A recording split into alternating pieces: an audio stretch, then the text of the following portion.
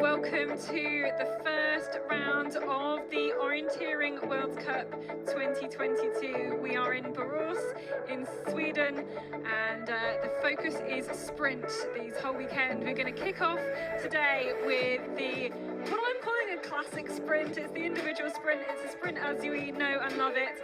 And before we turn to the knockout sprint on the Saturday, and then the sprint relay on the Sunday. We've already had about an hour and a half of start, so if you've been watching along on the GPS tracking, looking at the live split times, you'll have been following some of your favourite runners as they have been completing the courses today.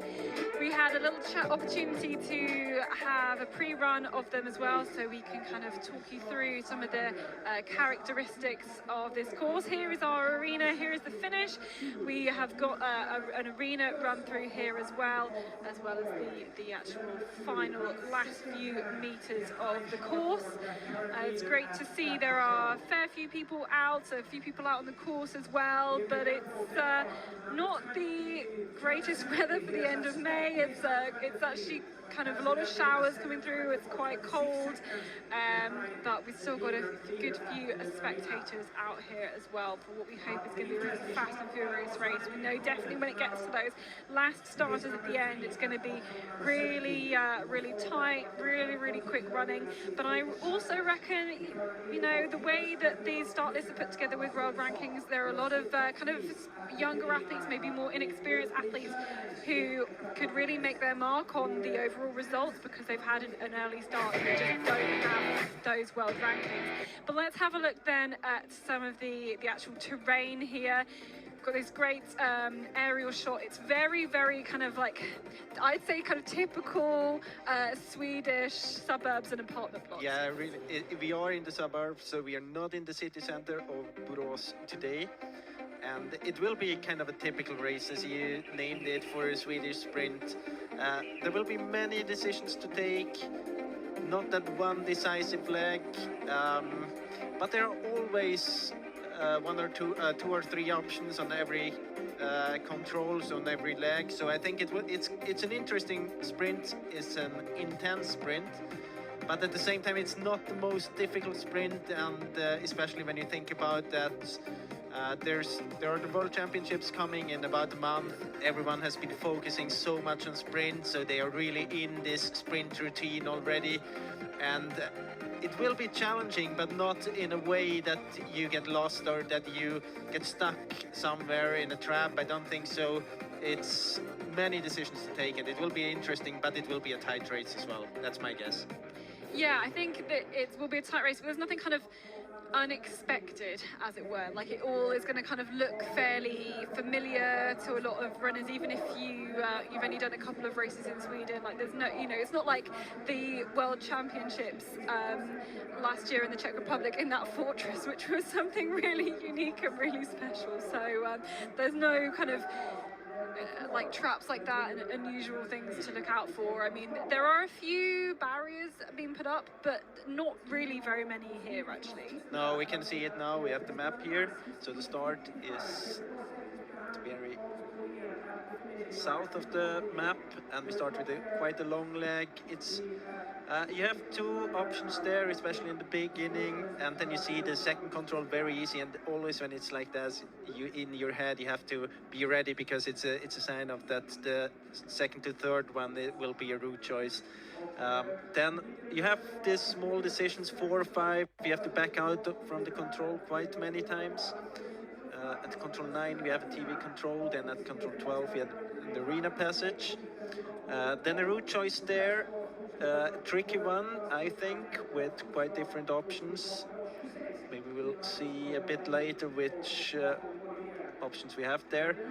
15, 16, a longer leg again. 17 they have a map change, so they have the second part of the map at the back side, so they flip it around. 17, 18 we have a leg where it's stairs, and it's a bit tricky to see how fast they are on the map. So my guess is that quite many will go around, but they're actually quite fast there. So it's, yeah, I mean, it's such things are really hard to read out the map. But as you see, there are, I mean, it's very typical suburb. But at the same time, I think the course planners did a good job, because You have to back out of the control many times. You have to run in S shape as well, which makes it a bit more difficult to compare the different route choices.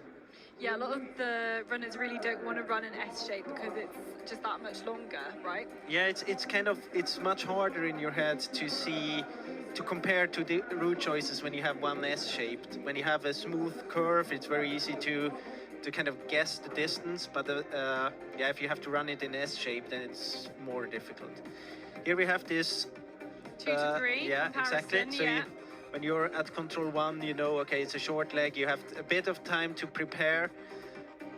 Shortest one, talk to the course planner, or the fastest one they think is the blue one, but it's kind of tricky. You have, especially in the very end there, a very narrow passage with kind of a pipe coming where you have to, yeah, you have to balance a bit there. It's hard to see it on the map.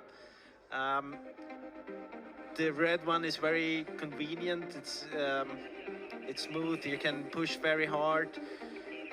But yeah, I think the blue option is a good one actually. But at the same time, as we mentioned before, it won't be. Of course, it's kind of decisive if you pick the wrong route choice all the time. But it's better to just run than like. Yeah, don't take too much time. You have to focus on one route and then execute it well and very distinct. And I think that's crucial today. So on this one, I think, yeah, we ran the blue one and the orange one, I think, and I think the orange was slightly quicker. Yeah, I think the orange is. You can see it here. It's a longer distance. It's a bit easier to execute the blue one because you don't have these narrow curves, but at the same time, the distance is so much shorter. I think it's a better route. And then we also, I think you ran the blue one there, and I ran something between the blue and the red one, and maybe the blue one was still the best. Yeah, and they've the been advantage. to this bit Yeah, exactly. beforehand, There is an yeah. advantage. You have been there on the first part. You know this passage. You have already seen Control 24, depending on which route choice or route you picked earlier. But I think the blue one is a good option here. It's very, I mean, the distance is very short. So. So we'll take a run through the start list. We've started off with it being a 1 minute start interval, and then we'll move to a minute and a half by the time the TV broadcast has gone through. We've already got quite a lot of runners in the start. Any early ones you want to pick out? Because as we mentioned before, there's going to be a lot of, there are really big teams. It's not like a World Champs where you have to select just 3 runners plus any who've got an automatic spot. So there are really big teams and some squads with a lot of depth here. Yeah, I mean, there are interesting runners in the beginning, but of course, the most interesting one are coming towards the end. I think an interesting name, I'm quite sure that we will see him at the start. Søren Traniadum did good at test races in Denmark. Interesting name for me. Also Timo Sutter from Switzerland did very well there, showed good shape. Ruslan Glibov, Gustav Bergman, Ricardo Scalet. I mean, there are many good names coming towards the end. It's always in the men's race, especially if you have a sprint like this. I think there are like 10 or 15 runners who can be in the top 3 today, so it will be a tight race, that's my guess. Yeah, it's going to be really tight. I had to pick some favourites ahead of the races, and it was really hard to be able to pick some of those out. And actually, we've seen a lot of the runners attend some kind of international races, things like Assom in Belgium, the test races as part of the World Champs over in Denmark, and there have been quite a few internationals and quite a few different countries represented in there, but this is really the first time we're going to see them head to head. As you mentioned before, we have good indications on the shape because we have seen them on national level, we have seen them in kind of semi-international races, but it's the first time where they gather together, and it's only 1 month left until the World Championship, so it's really and for many teams it's test races as well. I mean, you have to prove that you're ready for now, as you mentioned before, it's big teams here, we have many runners, and now we have to show that, okay, I'm the right one to make it to the team for the World Championship. So I think this weekend here is very important for many of the runners. Yeah, and there's an opportunity, I think, for a lot of the younger ones who they want to prove themselves. They want to prove themselves against the more established ones who you would almost think would automatically get a spot on that World Championships team. So they really want to kind of perform exceptionally well and prove themselves here. This is International Orienteering, who you were mentioning earlier. Good performances at the those World Champs test races. Of course, going to be held in Denmark, and the Danes, obviously, for any nation, when it's a home world championships, they're really going to want to put in a lot of effort. But obviously the Danish team, they all have been preparing so many sprint trainings, been hosting a lot of other countries as well in the sprint training. Yeah, and of course, I mean, it was a special situation because they had it twice now. Yeah. They prepared once and then it got postponed, Yeah. and now they prepared again. Yep. So it was a lot of time of preparation towards this home world championship. So I think this was, and I mean, for young runners as Søren Tranødum, this was a good thing because he yeah. might not have had the chance otherwise to run at the world championships on the home soil. So this is control 17 then, first chance we've had to look at this control. This is where they have a map split and a map like turnover. You can see he was already prepared for that turnover, but not for the next control. There, of course, there's going to be a route choice control. And actually that's the most tricky one, because otherwise you always have a few seconds to kind of prepare the next leg as soon as you see the control, but here you have to turn the map first, and it makes it difficult. You have to find the start point of the new blank map, and it makes it it's kind of an extra element you have to. And it's quite a short leg before that to make to do the map flip before you get to that control. But I think we'll see that control being done better and better and better. Plus it's not a control you see from many meters away. No. It's one you see like 5 meters before the control. And you can probably see some cameras, you know, there's that pressure there. Here is Chris Smithard of Great Britain, and this is our first look at the first kind of TV split. This is control number 9. So they've got a few options to go left or right around some of these buildings. They've made really good use of these fences, adding in a few more barriers as well to really like force the route choice around one way or the other. And here we have Timo Sutter from Switzerland, another one with good shape, named it before, had really good knockout sprint at these test races in Denmark. So one of the younger runners who has to prove something here to make it into a very strong Swiss team at the World Championships. Gunnar Imsane from Austria. Here's someone with a lot of experience. You go from someone who's just starting to make World Cup teams to someone who has done a lot of this kind of thing. But at the moment, still about a minute back on the lead. Who's our leader at that point? That's control 17. It's Loic Capburn from France, who we did see in the picture. He was he's still leading at the finish. But we can have a look at then some of these route choices. There's so many micro route choices in here. That just look at the way they've split up already to number 1. And here we see that Martin Rekborn is taking the option more to the west. Maybe, as I said before, a bit more decisions to take. You have to be more careful executing it. Here it's very narrow, very is at this point. But it looks at this, that was actually, did Smith thirds go wrong there? Yes, did he realise? But that's something, So, yes. I mean, from second to third control, if you run around there, it's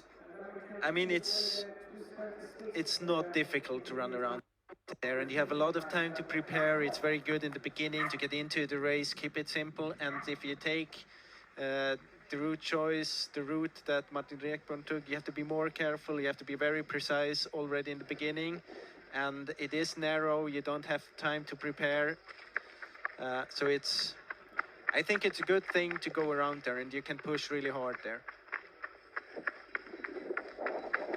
Much more fluid on the map switch for Trond Einemann Pedersli of Norway. But yeah, I mean, just looking at those first few controls, there's no opportunity to, you can't just warm up into the map. You have to be on it, like right from the start. There's no opportunity to kind of, you know, take your time to get into the navigation, and that you've really got to be ready to go straight away. But this is special this year because it's the first time we have this sprint only world championships. So these are exactly the routines that everyone trained on, and it's I don't think we have seen, or we have ever seen runners as good prepared for sprint as we see them now. So I think this shouldn't be a challenge anymore for those runners. No, they will have prepared for this so well. Martin Noborn, who we saw then in the GPS tracking, into third.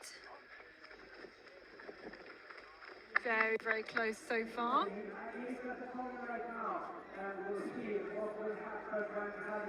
So you see, again, he's choosing another route here. There's the option to go as Shinneberry. No, there's actually another option as well where you can go a lot further to the north. Yeah. Get a quite smooth way there around. No one of those two runners took this route now. But as you see, many different options, and that's, in the end, it will be a difference between 4, 5, 6 seconds. But of course, if you always choose the wrong one, it will sum up, and then you lose a lot of time. We have seen Gernot Umseen, he lost about almost a minute in a sprint, and it is a lot.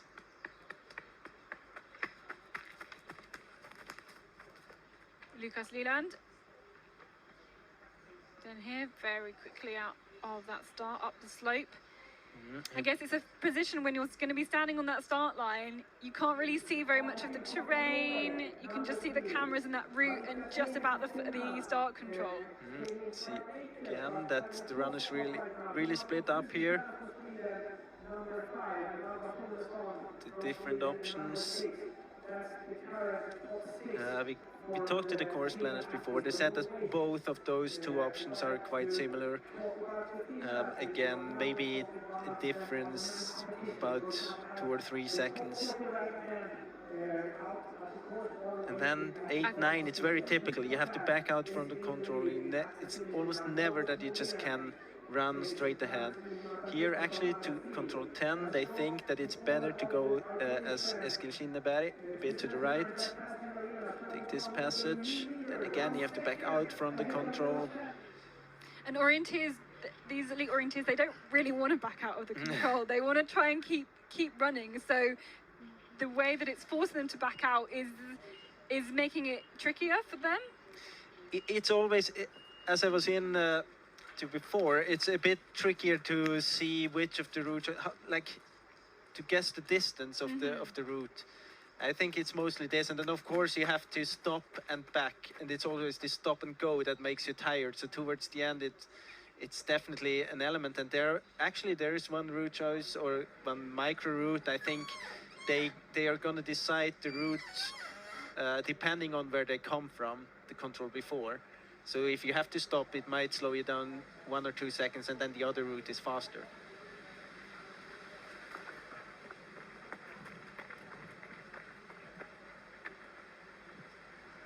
So it's still Luc Capburn from France leading at this split 2. And the Pole Michael Lejnik is not too far off at this point. Timo Suter, who we saw at the start. Towards the first split. Still a few seconds to go there.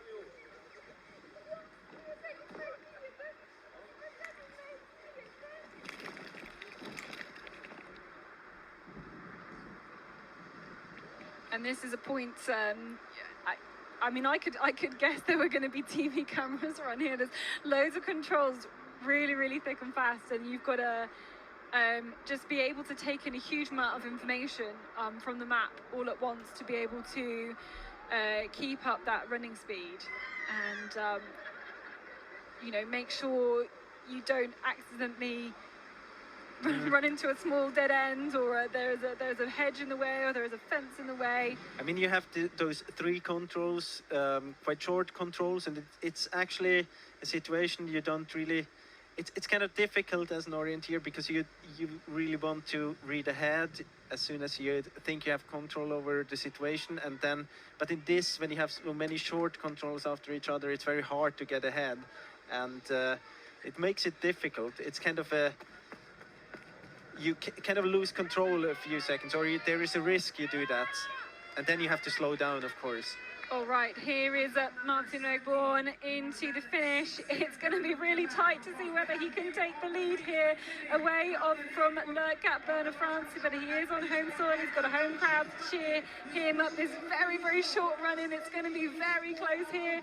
Can Martin Regborn, we will get the official time as he crosses the line, but no, he lost a few seconds just at that final part. So Martin Regborn into second place, and I think we've got a whole load of Swedes in second, third, fourth, sixth, seventh as well. Yeah. But he lost 5 seconds from the third last control to the finish. It's quite a lot. Here we have Søren Traniadum. And I think now this is quite a good time towards control 17. Yeah, we've got those comparison of those split times from some of our pre-warning controls. 12:13 is around our arena passage, and it's looking very, very good for the day. And he's gonna, with those results from test races, he's going to be full of a lot of confidence, and confidence it goes a long way when it comes to sprint orienteering. And maybe runners will have kind of chosen their races or done as much as they can to build up their confidence ahead of what, you know, the first big race of the season when it comes to sprint orienteering.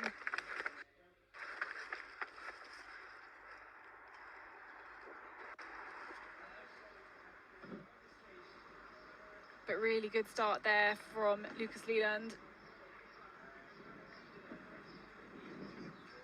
And the Norwegian team, for me, is one of those teams that is has started over the past few years to kind of split up its forest orienteers and its sprint orienteers. There aren't too many who do who are an all-rounder, maybe the exception of someone like Andrina Benjaminsen, but they have taken a lot of, it feels like it invested a lot in some of their younger sprint orienteers to give them a lot of opportunities to race on the big circuit and get that experience. You get really the feeling when there was kind of a change in generation, when the older ones kind of grew out the national team, and then the younger ones got into it, and you could feel that now the sprint is getting more and more important also for them. Here again, you have this route from control 6 to 7 where you can run around, and you have again a very easy route if you go all the way around there.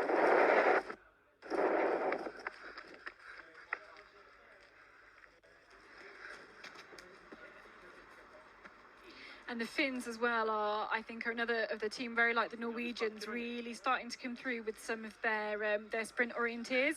Of course, they've got a new team coach in the form of Thierry Georgiou, so it'll be interesting to see how that plays off in terms of the training that they've been able to do in the preparations, taking the advice of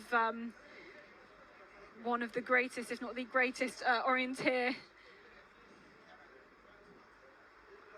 Male orienteer, at least. Yeah, that's true.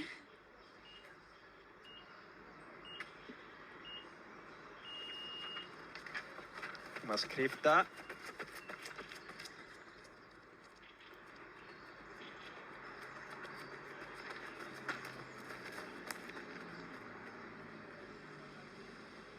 And for me, it was how much he was looking at his map in those first few steps, managed to kind of stop looking for then that powering up the slope there, out of the control, already knew exactly where he was going. He's having a split time of 16 minutes 52 seconds, putting him in 13th position right now, to 1 second behind our Australian friend Aston Key, that is in spot number 12. But then we just have 1.5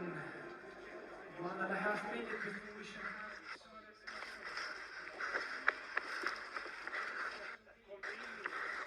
We are with Ruslan Glivov, Swedish sprint champion 2 weeks ago. I noticed that one.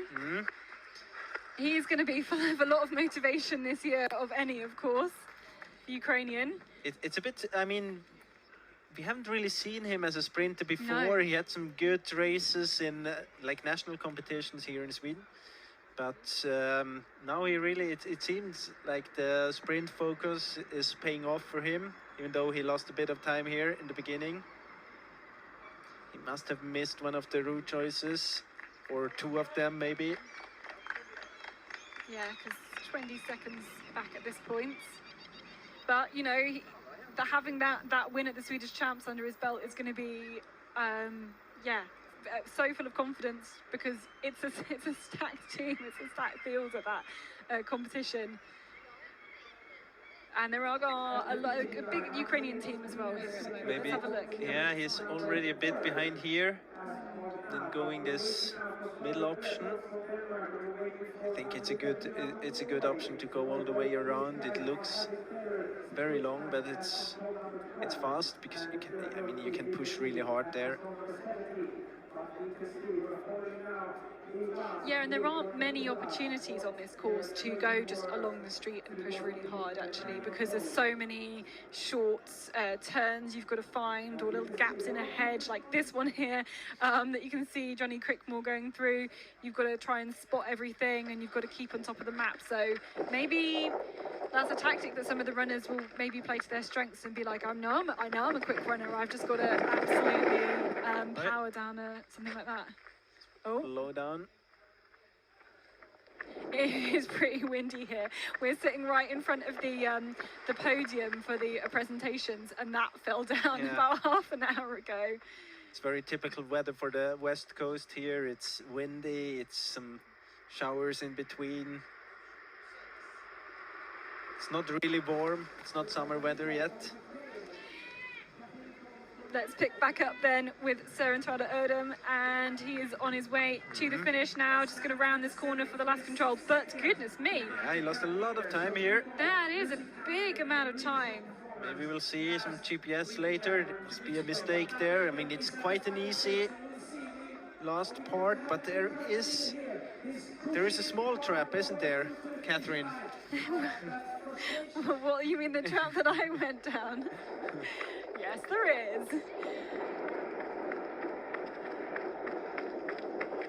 So look, Odin there was second. Currently, Lucas Leland has just taken the lead there at number 17. So it's going to be really interesting to see where the mistake was, because it must have been a mistake to lose that amount of time. He was doing so well. Must be really gutted, I think, with that. My guess is that he ran out the wrong way, away from control 24, and then it's hard to find the exit there.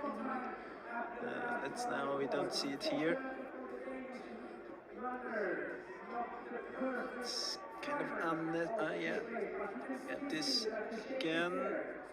Different options all the way around. Krypta was quite good as well. Yeah. That's so close between Leland and Krypta at that point.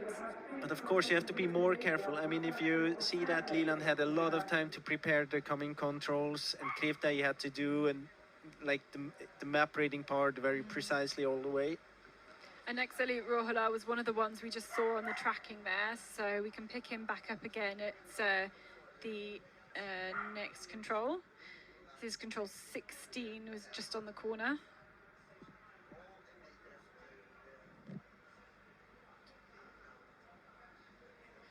No, but he has dropped time.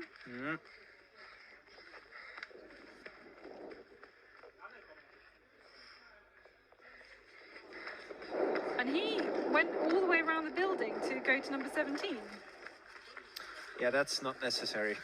that is a lot further than you need to go, because most of them we've seen them taking the little gap through the hedge, like we saw with Johnny Crickmore going. That is a pretty obvious way, but when you've got so many, I wonder if it's a point of when you've got used to going around so many hedges and fences and everything, and then there is actually a gap in it and you just don't see it, and you're assuming that it's going to be another tricky one.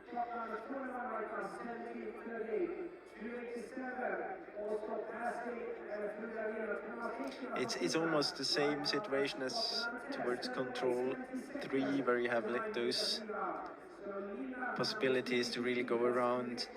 It's kind of a dead part of the course, because you can just push, but then you have to switch back again. I mean, it's very easy to just push, and then if you forget, if you like flying away with your thoughts for just a sec, actually quite hard to get back again. So you have to be careful, but it's also a good thing to kind of give your head some time to recover. I've been really, just looking at this GPS, I've been really impressed with Krivda going through there, taking really solid routes and at a really high speed as well, looking to pull away a bit of time.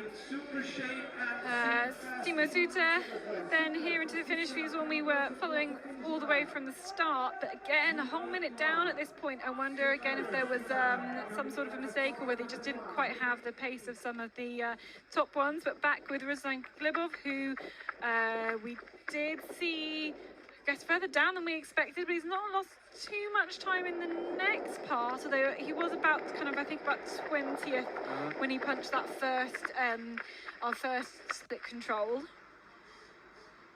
Okay, so let's have a look now again at the start.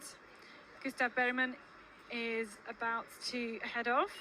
He came second in that Swedish Championships, just behind Ruslan Glebov, his clubmate.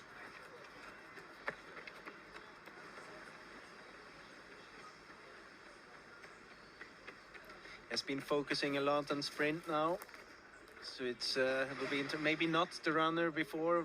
I mean, my first association with Gustav Bergman is a forest orienteer. Yeah, me but too. now it will be interesting if the focus will pay off for the sprint. I mean, he has been a good sprint orienteer before as well, but maybe the focus wasn't 100% on it. Yeah, I think he is a very much an all-rounder, but So here my guess is that at control 24 out again, Søren Tranødum, he backed out up there and kind of get stuck. Otherwise it's hard to explain why he would lose 40 seconds there. So here into the finish, can we see a new leading time then for Lucas Leland? Maybe. Maybe not. We will see. It is still Catburn who is leading. Nobody's managed to take that time away yet. We also see Jakob Edson through the run through. Leland, is he able to make it? No, he's going to be too late here.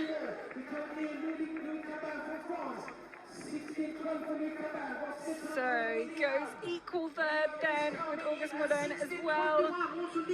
Equal third place then for the Norwegian. And he's just, as we've seen a few losing some time then in that very, very last section where the course changes those characteristics. And But we also see that Loike Penn, he lost a bit of time in the beginning, so it's really hard to get all of the route choices right, and this is the trap he went into.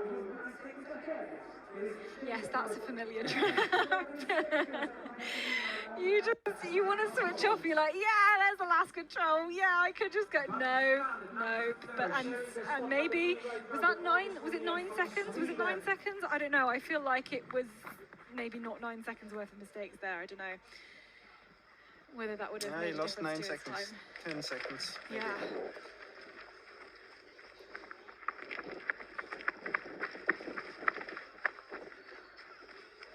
Heikkilä, he was second at the Finnish Championships 2 weeks ago.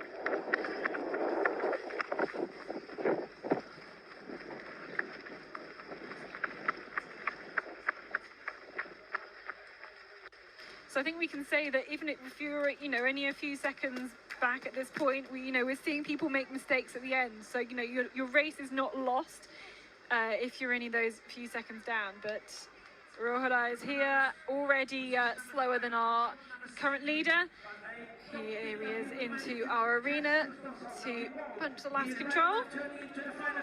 And a very short run in here will be top 10 for Finn here.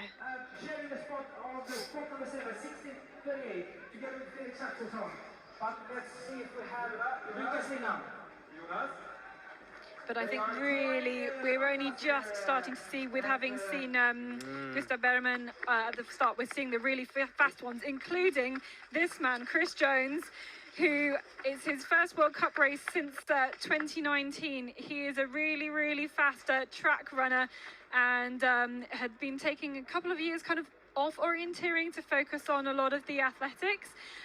He is one of the real quick runners, but his he has been doing a lot more orienteering. He missed one of the big races in the UK, the JK with. He was ill, but there we go. Equally there for Chris Jones. Also very interesting because he's one of the runners really focusing on sprint. Yes, I mean, he's and not. And has done for a lot. For many. He doesn't even try to run No. the forest. I remember I was once commentating on a race up in Scotland that was on. We managed to get on the BBC actually, which was impressive. And he was like, "What is this forest that I have to run through?" I still think he won it though.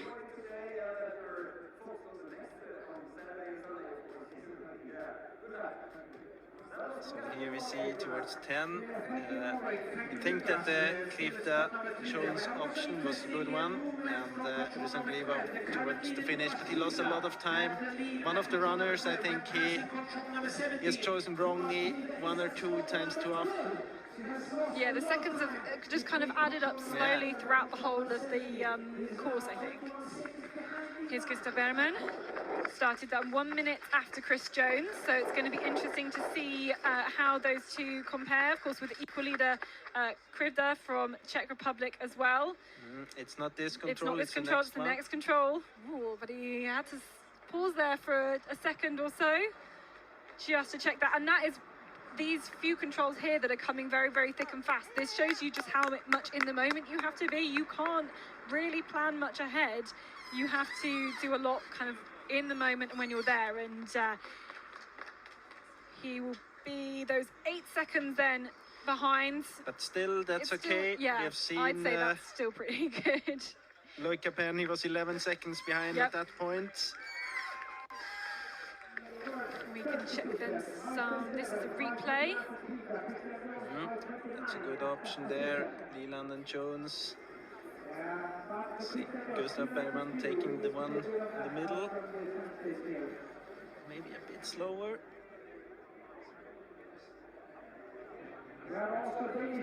Jones and Krivda and Bergman all turning back around for control 8. Then 9 was where we actually got the split time. You mentioned that before, Krivda in that part, really smooth orienteering. No problems at all.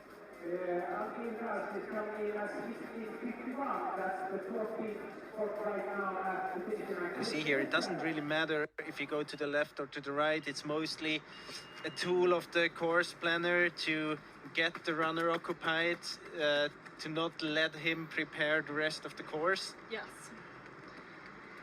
And then the time penalty comes later when you mess up or you take the wrong route choice or something because you haven't had that preparation.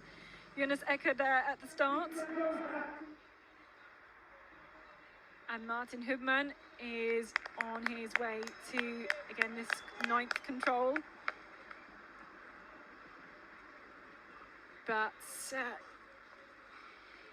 he's already 20 seconds down. I'd say you could be like, 10 seconds down at this point and still, pick up a lot. But to have kind of 20, 30 seconds down is probably too much at this part of the course. That's what my gut is saying.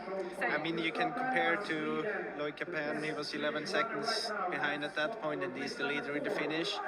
So it's, I think, everything within like 15 seconds is quite good, or is quite okay at the moment at least. Calculating the finish. I think +8 something is wrong. So.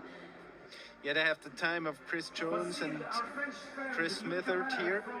They finished maybe at the arena passage that they were too close to the finish, so that it kind of the SE Air finished the race for them in a way. That is a good explanation. At least at the split time here. That's Max Peter Beimer. Was also running the Swedish Championships, but they had a qualification Saturday, and for both the individual sprint and the knockout sprint, and he mispunched that one, so he wasn't qualified for the individual sprint and not for the knockout sprint either. Ooh. Quite a tough one if you think about the situation with 1 month to go towards the World Championships. Yeah, and you want to get as much race prep as you can. Yeah, and also you have to show yourself, you have to make your way into the team. Of course, he is with his 5th position from last year's sprint. I mean, he has quite good odds to make it to the teams, but still, for another runner, Jerker Lisell had the same problem, and for him it's more crucial to really prove that he can run fast here. Yeah, and he got a reserve spot, didn't he? Because one of the runners was out. Here's Chris Jones again. In at control number 17, and what does he manage to do? You can see there he's changed over the map in advance, but he's not really had much of an opportunity to kind of look at where the next control is. So still just taking a couple of seconds there, but still good, because we know that Södertörn he lost a lot of time in the very end, so that's a really good position here for Chris Jones. Yeah, you see there he went into the finish. He took the wrong. I mean, there are 2 different lines you can run. And here we actually think it's better to go as Gustav Bergman. I was expecting Gustav Bergman to pick up there. Like, it's not only because of the mistake of the running up the finish. Ooh. And this makes actually a big difference here. Control 12 to 13. It's a bit hard to see on the map. The print makes it difficult to see the passage there, but at the same time they prepared well for this race, so I'm sure they know that there's a passage there as well. So it's Jakob Edson. Yep, Edson into the finish. Top 7th place at the moment. Pretty good, but there are still a whole lot of runners to go. And now Gustav Bergman has been having a good time. Time gap here. Yes. Yeah, now it's a real advantage here. 10 seconds maybe, 11 seconds. So this part here, this middle part was very strong. I think that spotting that route into 13 and not just spotting it, but executing it really well, because you have to, there's so many like low fences, you've got to figure out what's what, which gaps you can get through. Yeah, I mean, sometimes they look more clear on the map than in the terrain, because you have them, as you said, it's low fences and they look very black on the map. So they're very obvious on the map. When you head, it's a school run there, you head into that school and you can actually see quite a lot. There's not that many buildings and everything, which I think a lot of the runners will tend to use more buildings, obviously. So it makes it kind of tricky, I think. Jonas Ecker towards split 1. Also, he lost quite much time here in the beginning. He won't be within those 15, 20 seconds, maybe 20 seconds. That's a bit too much here in the beginning.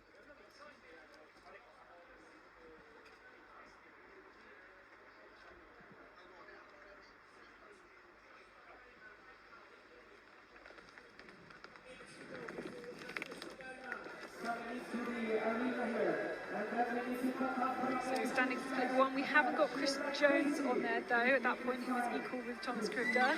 But see, Gustav Bergman was able to catch up from being 8 seconds down at that point to being about 11 seconds ahead. So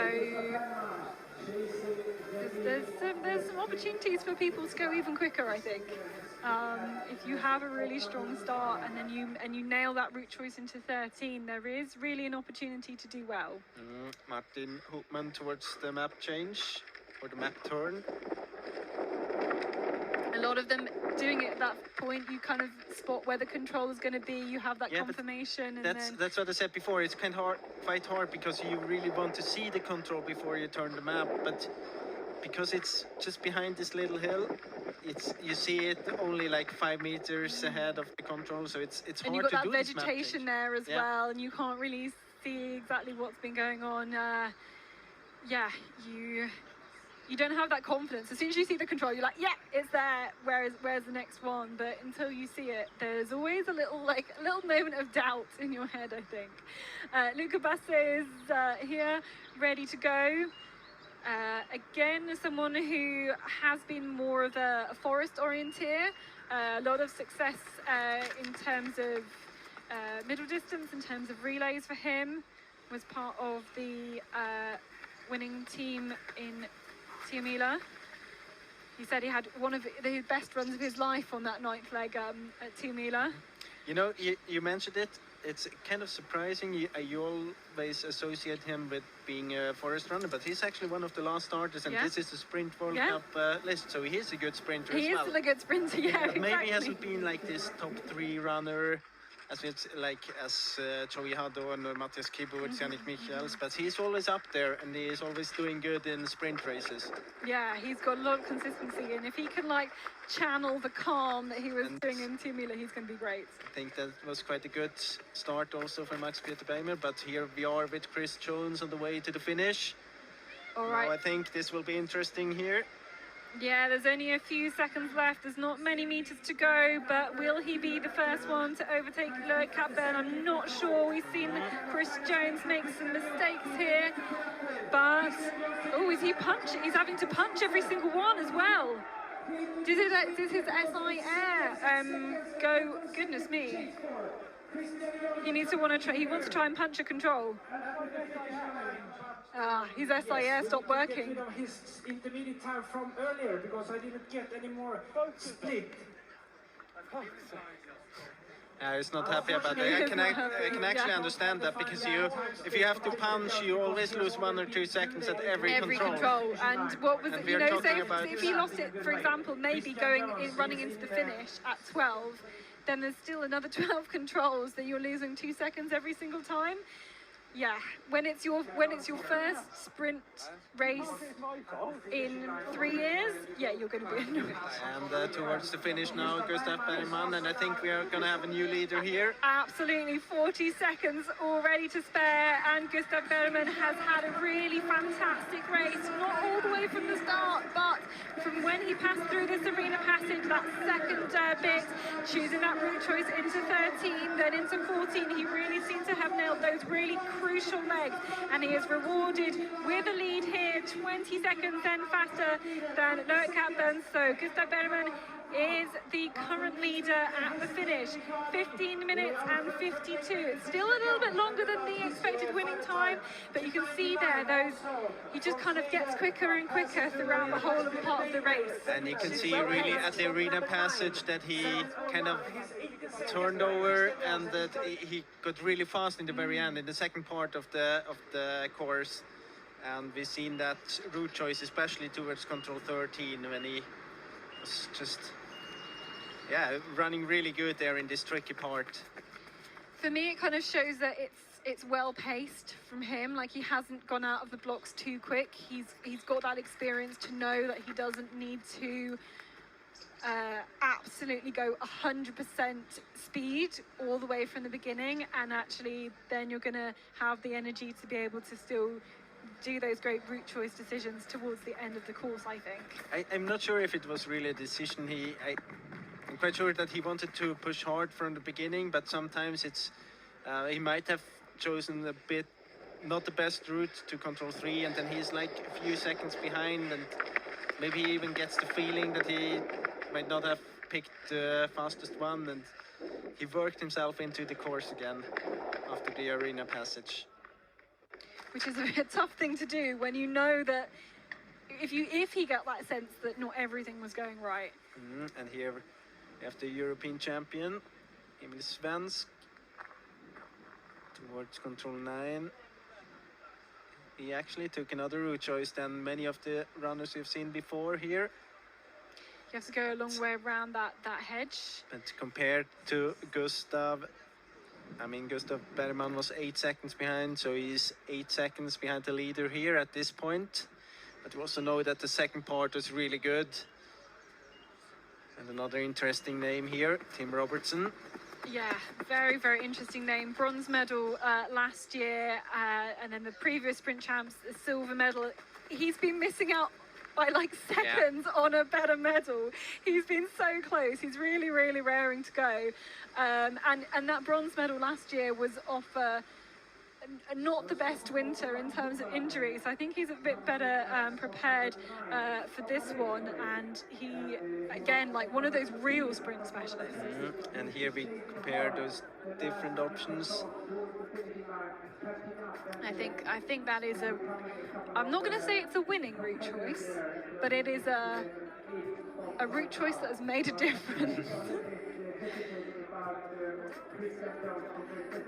And it's not an obvious one when you see that. Yeah, it's that one leg, of these I think. You have routes to really spot it. where you have this S shape, and as we were talking about that before, it makes it so much harder to see if it's fast or not. Luca Basset, I think already a fair few seconds down.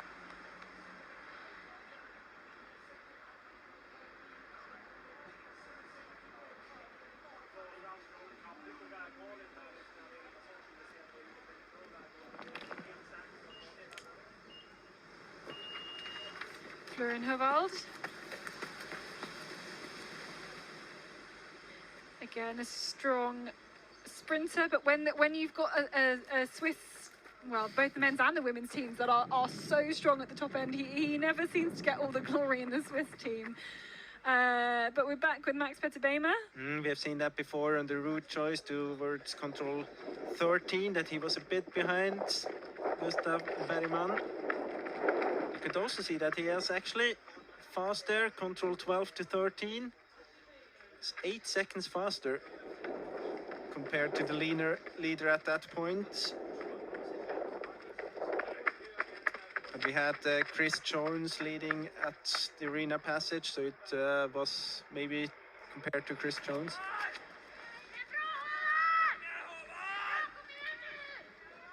Hovald Sandstad Eidsmo into the finish then here.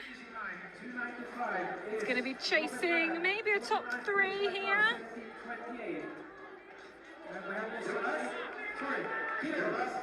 Will he sneak in ahead of the Frenchman? I think it's going to be slightly too long, but it goes into third place then for Eidsmo of Norway.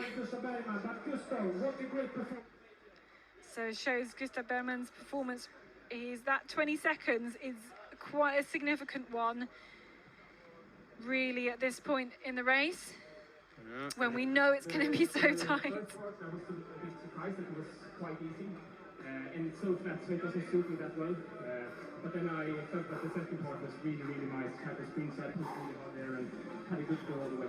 Okay, so the second part, that's what... We can hear Gustav Bergman saying he was really enjoying the second part of that race, maybe not the first, but yeah, really like the orienteering.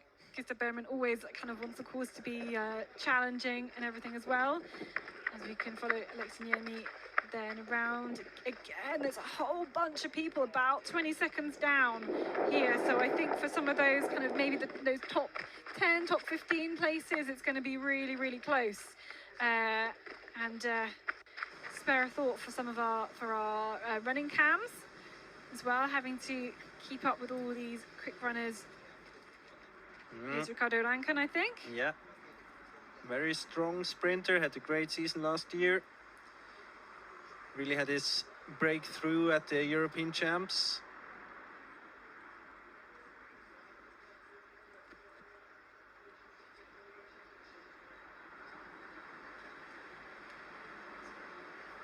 Also, he is more than 20 seconds behind here already.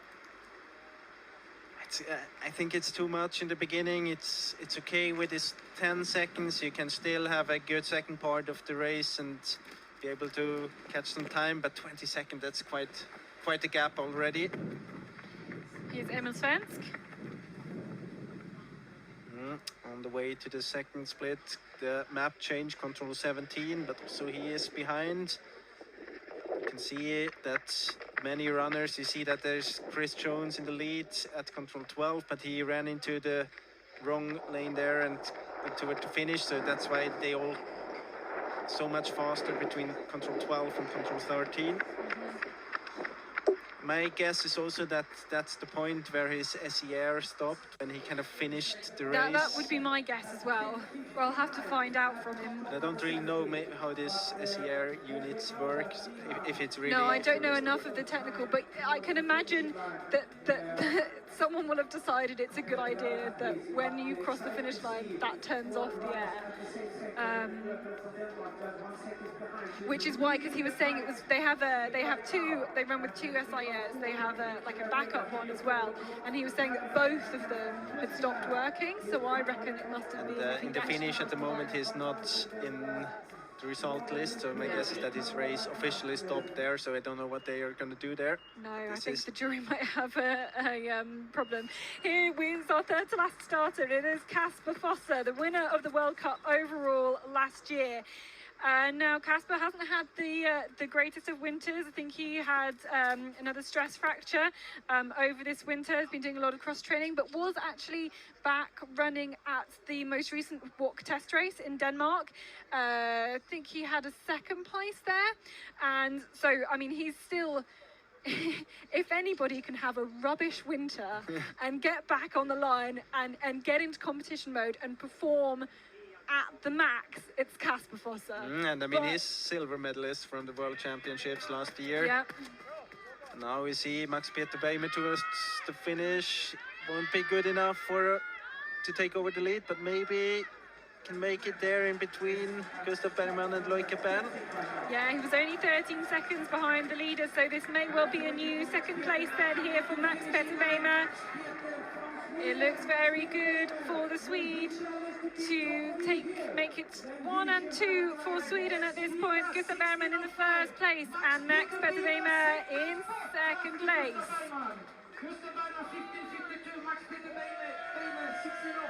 Hey, looks pretty happy with that.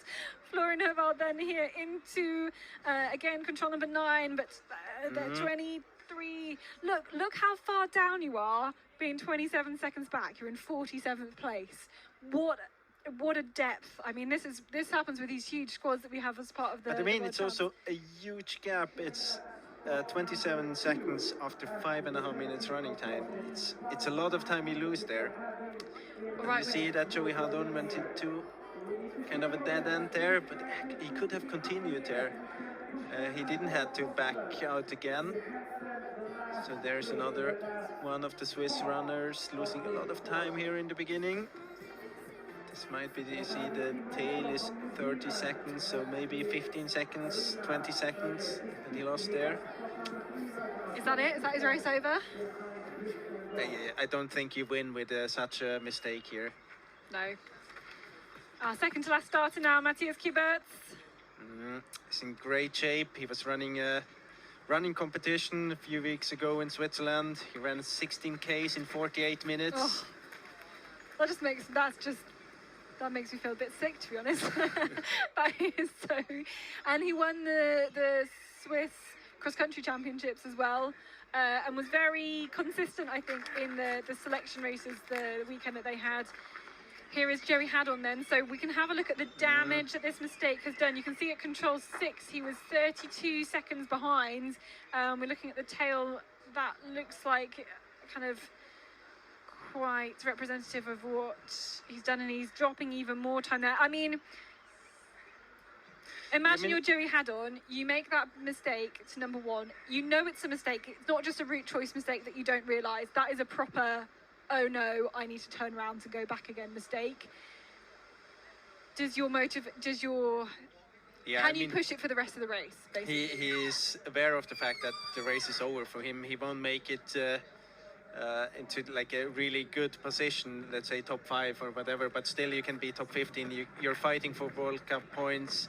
You still have to make your way. Exactly. Well. So I think he's still pushing, and if you look at the result list now, within 30 seconds at the moment, you're still at 8th position. So it's, of course, he doesn't know that, but you have to keep on going. I think, of course, it's a tough one in the beginning because you are aware of it, but still, you have to go. Yeah, you have just to keep going. Yeah, as hard as it is to keep going, you've just got to do it. Emil Svensson here to the finish. What is he able to do? He was a lot closer to Gustav Bergman, but he's lost some time. I think in the end he's going to be outside the top 3, maybe even outside the top 6 at this point. And at this point, you've got to think about comparison to the other Swedes. But he is in 8th place, so he's definitely lost a bit of time right in the end there. Here is the interesting figure of Tim Robertson. What is he going to do? Is this going to be a new leader? I think it's looking really great for the Kiwi. You see there, he was 6 seconds ahead at control 13 and still is, so he's good, going exactly at the same pace at the moment as Gustav Bergman. I think that's a good option here as well, to control 16.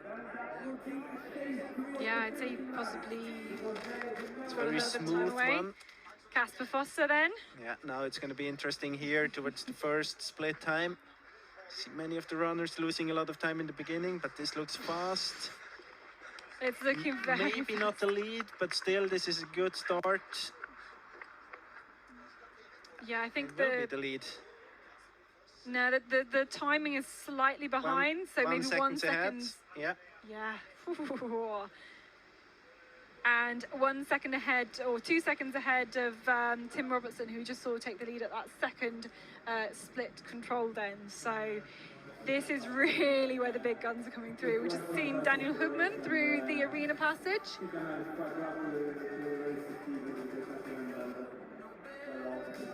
Okay, let's do this comparison. Interesting, splitting up here again. I think it's quite good option there by Robertson. It's hard to see how fast those stairs are. They're actually quite good, but it's as a runner you don't know it, and it's a bit of a risk you take there. And you went specifically to go and have a look at those stairs because you wondered if they might be kind of a switchback thing that actually, because it was quite a lot of height you had to descend, and whether it was going to be really slow. It wasn't too bad. Luca Basse then here into the finish. He's a minute down on the leader. And now we are with Matthias Kiburtz towards the first split here. Still this control, and then it's the next one. Backing out again. We've seen many runners continuing. But very, very confident in where he was going to go. That quick acceleration that he needed out of the control looks really, really promising. And so we'll see him as he rounds the hedge and comes around this corner. And we can see what the difference is. Matthias Kiburtz ran also really well at those sprint races in Belgium. He's got that in the bag this season. And 4 seconds, I think, is... you know, there's no problem with that. That's exactly where you want to be. It's the only one of the Swiss runners with a good start here. All of the other ones lost 20 seconds or more. Yeah, he really has the strong position. Last of the Swiss runners to start, I think, is really... He can build on all of that experience that he's got, and maybe he knows how to handle the nerves. Let's have a look at this route choice. See them choosing differently here. Kasper Foster going to the north. The feeling is that he might have lost a bit of time compared to Krivda, at least. And here is our last starter, Yannick Michels of Belgium, another of those sprint specialists. And there's still some meters to go here to the split time. But this looks quite good. He won't be far away from the leading time either. No, he's another one of those runners who's been waiting and waiting for this sprint-only walk. Of course, I'm sure he'll be he would have been very relieved that the Czech Republic included some sprint races last year, but he, you know, has been preparing for most of his orienteering career for these kind of races, and has performed at the top. Always one of the ones we want to watch. And now we have actually at the first TV split, you have Kasper Foster, Tim Robertson, Yannick Michels, and Matthias Kiburtz all within 5 seconds. Whoa, it's going to shape up to be a fantastic race. Let's see Ricardo Rankin into the finish though. It's going to be outside the top 10, but only just 2 seconds slower than Martin Hubman. Has pretty decent results at this point of the race, I think. Okay, here's Tim Robertson. On the way to the finish. To the finish. Just got a few steps to go, looking strong. Looks good, looks actually. Good. Okay, will Tim Robertson upset the Swedish party? Will it be faster than Gustav Bergman? It's looking good for the New Zealander. And he's only got the run in now to go. Looking very good for Tim Robertson. Can he get a medal today? There's still lots of great runners there, but he's put himself in the greatest possible position. Tim Robertson then takes the lead here in Borås by 6 seconds, 6 seconds quicker than Gustav Bergman, and he just looks very, very strong. He's got to be happy with that. Thumbs up from Tim Robertson, but there are 6 runners left. And it was actually the same gap as he had already at the arena passage, more or less, so they were really running at the same pace, but he had this advantage and he defended it well here in the last part of the course. Yeah, he had a really good start where maybe Gustav Bergman wasn't doing quite as well, and then when Gustav Bergman upped his game in that second half, Tim Robertson was already at that point and they were matching each other there. Kasper Fosse though, let's have a look at what the Norwegian can do. And is he about to go faster still than Robertson? I think it maybe would have been quicker to go the other way. Well, I don't know, it's not much in it. Shared lead here. Woohoo, equal time. A bit hesitating there, out from the control. It is the map change, so it's a difficult part of the race. But if he'd not seen that leg before, to make that route twist decision in just those fraction of seconds, I mean, I challenge any orienteers listening at home to do it that quick. I mean, goodness me. But let's have a recap then of these standings at the finish then. Tim Robertson, who's just finished there, is in first. Loic Capburn, who was leading from the start of our broadcast, still in 4th place there, is really, really impressive result from him. We always kind of know that there may be potential for 1 or 2 of the early starters to do very well, and for this time it's the Frenchman here. Let's have a look then at the route choices.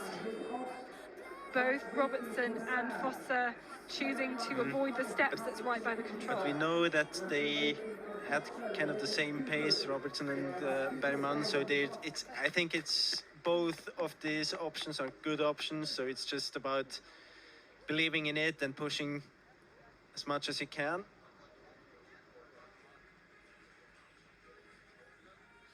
Florian Hovald is too far down at this point. It's going to be a minute or so.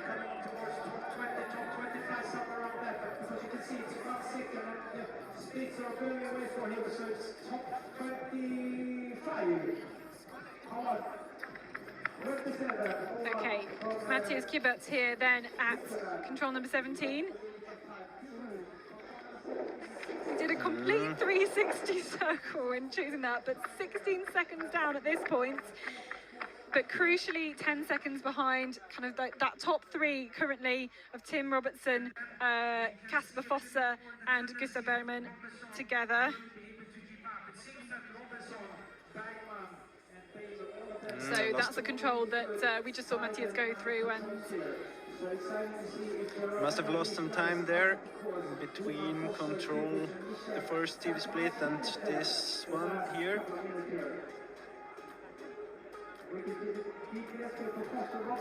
So you see the different route choices there. Michael's choosing differently out from the control. They're quite equal here.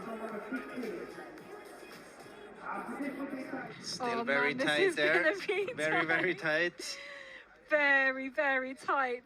This is the last starter. Yannick Michels will see this comparison then at this one. You see he's already turned over to the next side of the map. He's looking down to his right to see that control there.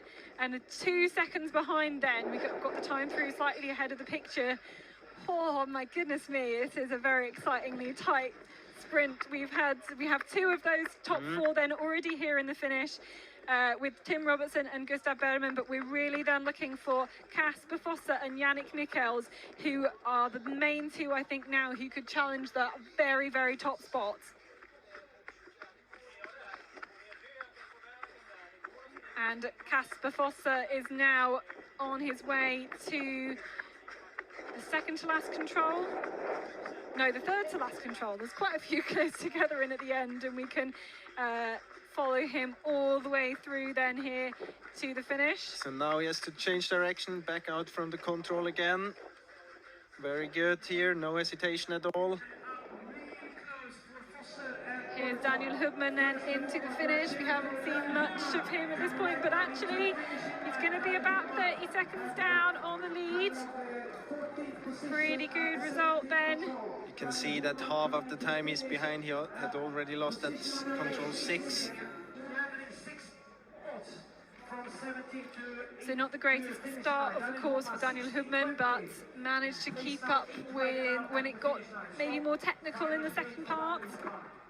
I mean, not that the first part wasn't technical, but the second part maybe a little bit more so.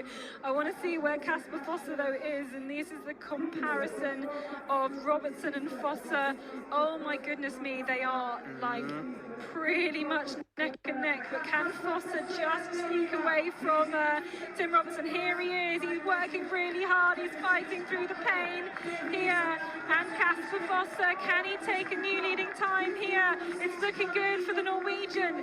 Goodness me, Kasper Fosse then another 6 seconds ahead of Tim Robertson, and a lot of that just pulled up in the last few controls. Such is the speed and the strength of this man. He is just raw speed and was able maybe to turn that up just an extra notch in that last few controls, and to take 6 seconds, even just those 4 seconds from control 24 to the end is really impressive when you're talking about comparison there between Tim Robertson and, whoa, he's absolutely... Yeah, but you could really see when he came to this 24th control, he really knew what he had to do. He was pushing really hard. There was no hesitation at all. He knew exactly where he wanted to go, just turned around, and then, I mean, he was very, very fast in the very end of the course. Yeah, you could. I wonder if you put a replay of them, of Tim Robertson and Kasper Fosse just kind of next to each other. You see the way that they're running differently, and maybe that's an advantage in starting later, that you get kind of that you've got just those few seconds to see if you can beat the new leading time. It's incredible. Let's though follow Matthias Kibberts, and we can see that, yeah, you can see between control 9 and 12 losing a lot of time. He was within touching distance, and then just dropping behind there. Matthias Kibberts then rounding the last few corners. Just got one more control to punch, then the finish, but he is already then behind that time of Kasper Fosse, and he's going to be outside the top 3 as well now. Can still be top 4, chasing at top 6 position. So 4th place then for Matthias Kibberts. You could see that there between control 9 and 12, he lost the race more or less. He was 22 seconds behind, and then yeah, in the finish it's 24 seconds. It's the first part, really. The first half was not the part of the Swiss runners today.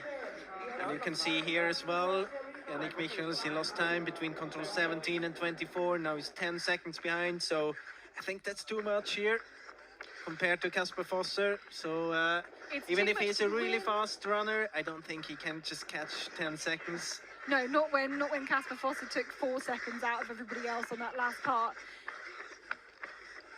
For me, then, it's can Yannick Michels get a medal here in this? Yeah, in this it's very melee? tight. We know that Gustav Bergman is 12 seconds behind in the finish, so this is going to be tight here. This is going to be very tight then between Yannick Michels and Gustav Bergman for the bronze medal then here.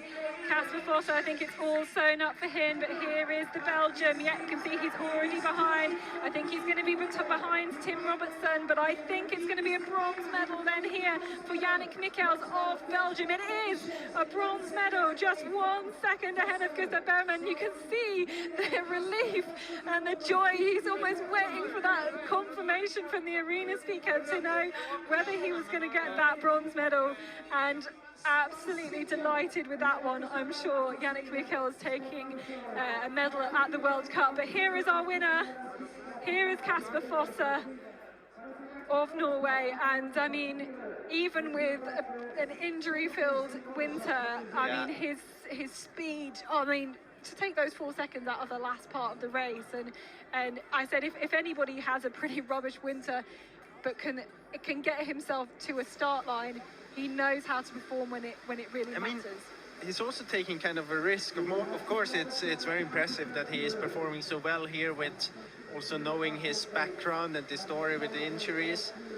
But it's only 1 month to go. If you have small problems with injuries, it could be like a possibility to not run today. But at the same time, you would like to get this feedback. So it's important for him, I'm sure, that he performed well today. Yeah, really important. He could see that he was incredibly pleased with that race, and 6 seconds ultimately end is I think a bigger gap maybe than I was expecting, to be honest. It was in the very end he made this difference, so it was a tight race all the way to control 24. You know what it reminds me of? It reminds me of Maya Alm, and yeah, she just turned it on at the end of one of the world champs, and it was amazing. But I think we're going to hear from the winner now, Casper Fosse. So Casper, congratulations on your victory. How was your race? It was fast. I think it's the fastest speed I've had in half a year. I am just really pleased that I've managed to come back into shape again after struggling for a really long time, and it's my first ever sprint victory, so this is really, really amazing for me. Yeah, and how good was your shape coming back after injuries? Yeah, it's taken a long time, because I still am struggling a little with having pains when I'm running, and so I've always been unsure if, like, every day I'm unsure if it's good to go out training or not, and that uncertainty has really eaten me up a little bit, and yeah, to stand there and really having made it, that's it feels unreal. And you win by 6 seconds today. There's a knockout sprint coming up in 2 days. How do you feel about that? Yeah, it will be a challenge for sure. I'm for sure one of those who do better in a normal sprint than a knockout. But I got a bronze medal last year at European Champs, so I absolutely think I'm one to be considered, and yeah, it will be a challenge, but I'm looking forward to it. Thank you. Thanks.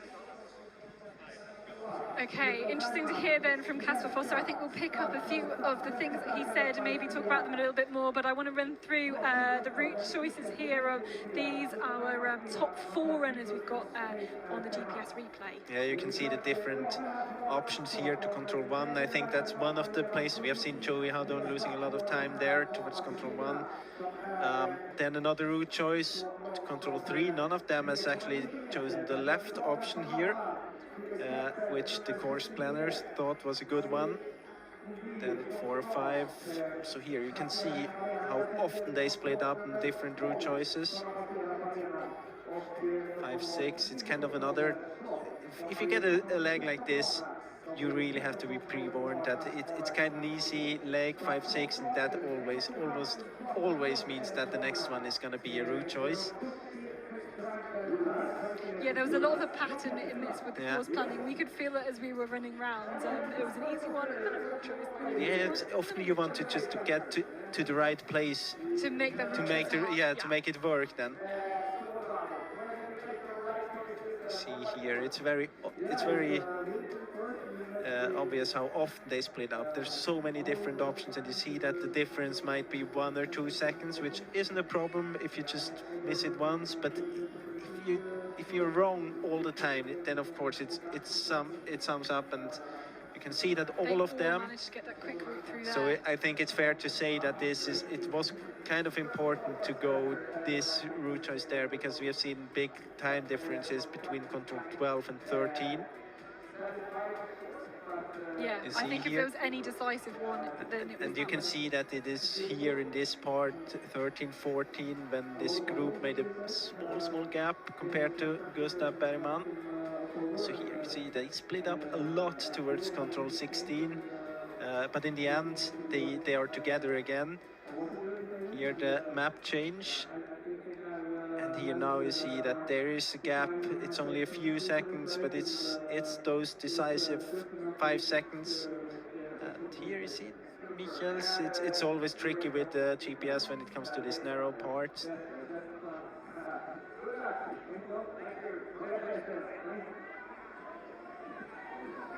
And then interesting, actually. Robertson is still in the lead at this point, I think. And the interesting is that it's going to be interesting to see the difference of these 3 runners from control 24 to the finish. Can focus on Kasper Fosser. It felt that he has 1 gear more compared to the others. And it was interesting to hear about his thoughts, that he doesn't seem to have too much self-confidence. That's, for me, that's also I mentioned that before. You saw that Gustav Bergman did a small mistake there at 25. Yeah, I think that cost him the bronze medal. Yeah, I mean it's he was talking that he isn't sure about if it's okay or not to run today, or if you to go out training, and at the same time he's running this World Cup. But it shows that his self-confidence isn't on top, because he really needs this feedback here that he's on track towards the World Championships, and it's even worth for him to risk kind of if he was brimming with confidence, he could have maybe said, I'll miss it, because I know I'm going to be great at the World Championships. But now it's really good for him, because he got the feeling that, as he said, I haven't been running that fast for several months. And I'm sure that will give him another boost towards the World Championships. Yeah, and maybe that's why he says, because he doesn't have that self-confidence, he doesn't back himself as much in the knockout sprints, where you've got to be super fast and you've got to have a lot of confidence to, push at the lead and be right on point with your orienteering then, But running on this type of an injury, could that be a long-term problem for him? I mean, it is a risky thing to do.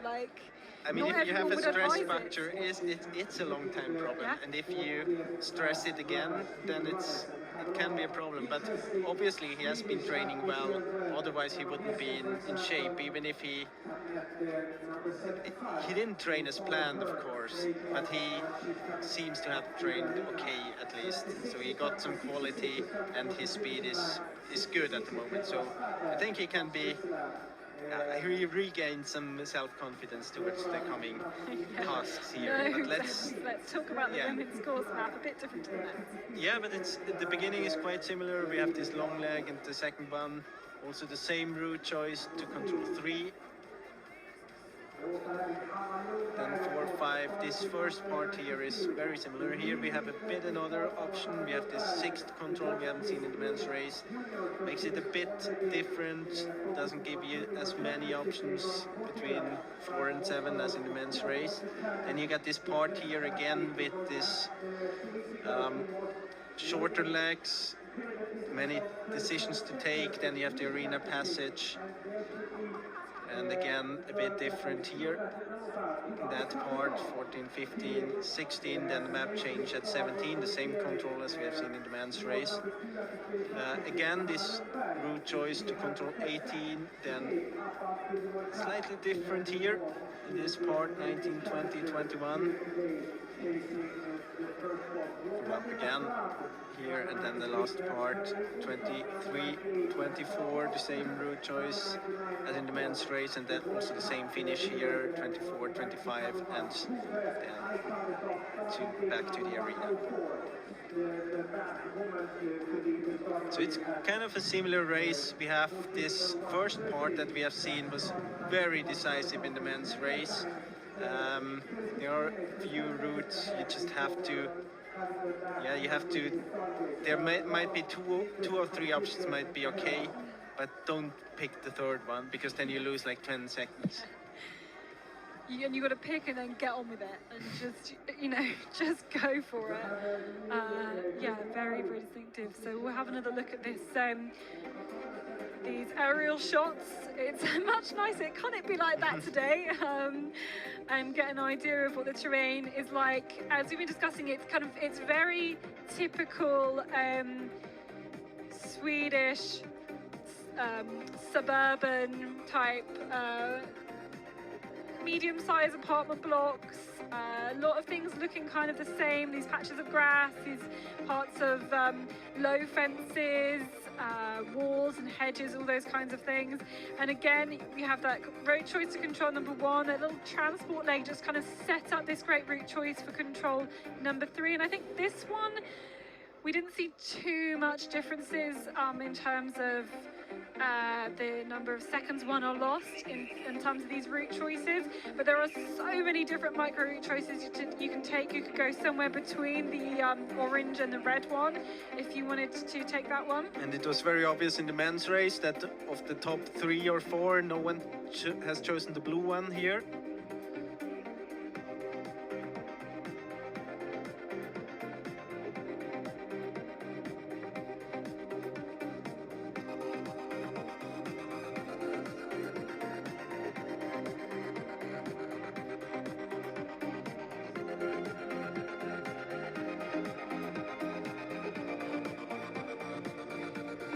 There's barely a control. There are a few controls without any route choice on this course, but there aren't many of them. Even if it's just a micro route choice, which way around you go to the building, which gap you take through a hedge or through a fence. And this last kind of route choice part that we saw, there's lots of different variations. Again, we have seen the top 4 in the men's race. You've seen the blue option and the red option. I think the red one might be slightly faster. That's a combination between the blue. You could start on the blue route, then cut across to the red route. Yeah, exactly. We've seen Kasper Foster on the red one, Gustav Bergman on the blue one. Just don't take the orange one. Well, this is the thing, don't take the third option. Yeah. Take the top 2, then you're going to be okay, but not that third one. All right, let's have a little look then through the start list. As with always on the races, it's going to be those ones starting last we expect to be doing the best. Looking at the world rankings and everything like that. Anyone you want to particularly pick out? Yes.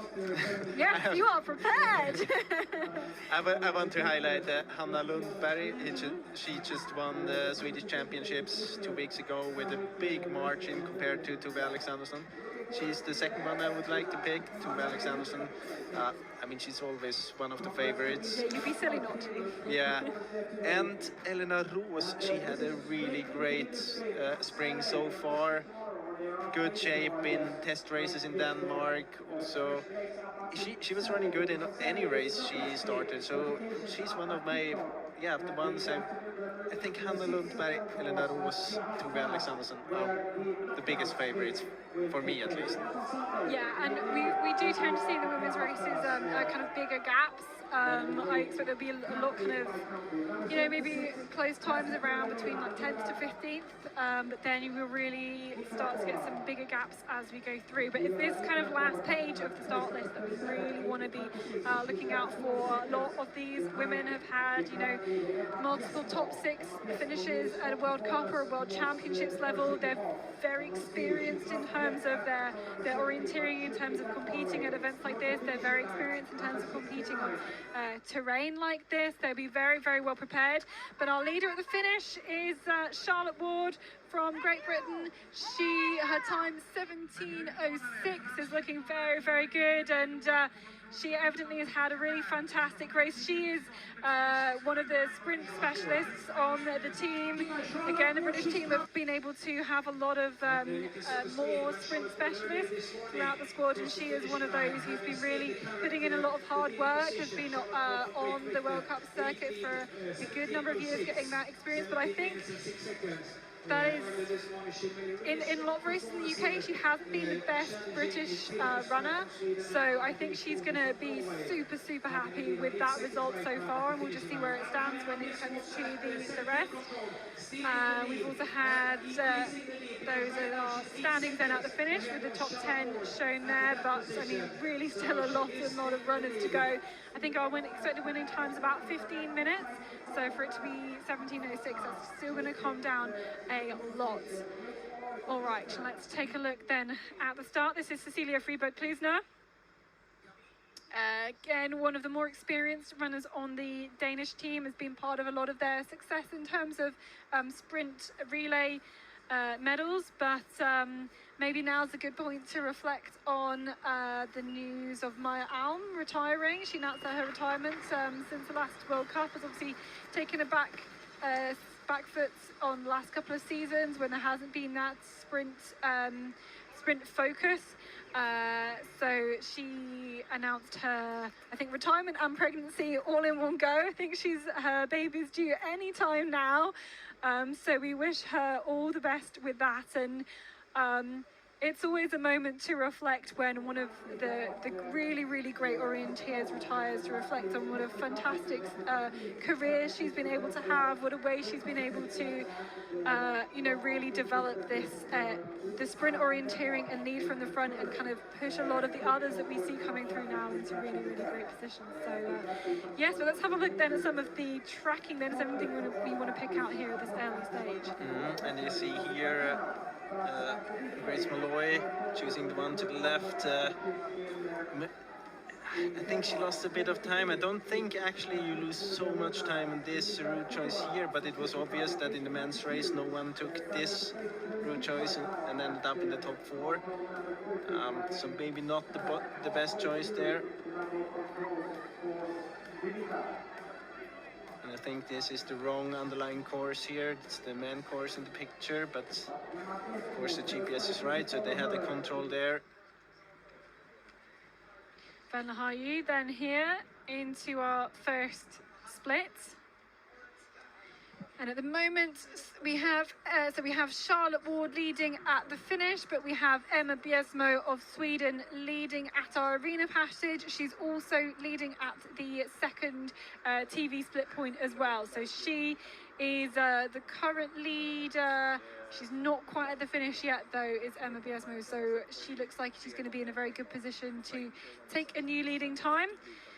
Ben Hayu at this point is 12 seconds down, but it's still really, early days. You've got to be, I think, only a few seconds off the pace if you want to then be making a good result once everybody has come through and once everybody has finished. Ida Happala here for Finnish team. Really strong, going to 4th place. And again, this is a lot of the Finns have started to specialise in the sprint orienteering. She is one of those. She has gathered 11 seconds towards Charlotte Ward just from control number 17 to the finishing line. So a really strong finish by Ida Happala from Finland.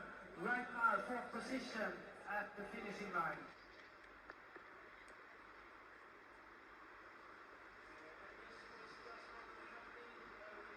That was Ida Avery Christiansen. She was 6th at this official walk test race in Denmark, where we had many of the different, it was the first international come together almost, and 6th place there was quite good. Good start into the season. 11 seconds behind here. Yeah.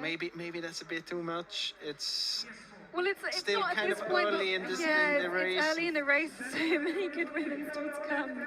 Did you notice she looked back as she just rounded that the hedge? She looked back at the next control. She was already thinking about and just kind of sighting where she was going to have to run out of, and kept that really kind of smooth running throughout the whole thing there. She's putting down her teammate by 3 seconds. Nurminen, place number 4. Inka Nurminen then Marika Teine from Finland, 17:33. in that top 5. For Finland right now. But yes, more. Starting bib number 75. So it's only 1 minute. Here she is after speed.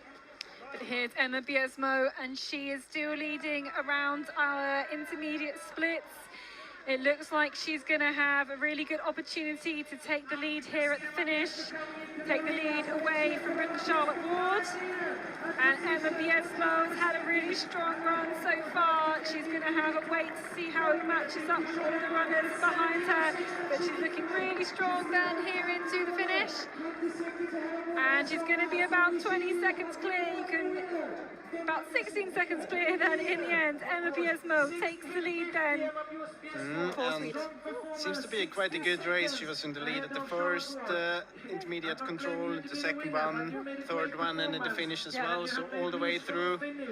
And she's just kind of taken a little bit of a gap ahead of the rest of the field, just a little bit more and more every single time. Yeah, looks very, very consistent. Martina Ruch here at the start, just getting very, very focused. At this point, you can't really see much of the terrain. You know, they'll have gone through the whole quarantine. Kind of they emerge from behind this banner that we see behind them, and you've really got to bring in all of your experience to take this focus, so you can very quickly get into the map here as well. And I heard of some of the leaders, team leaders, that they were a bit surprised about the start. About the position of the start, because they said it was 1.5 Ks from the quarantine to the start, but it wasn't. It wasn't really. It was just a few hundred meters. It was very close, so they thought it would be more to the north, but it's in the very south of the map here, the start. Cecilia Friberg-Klusner.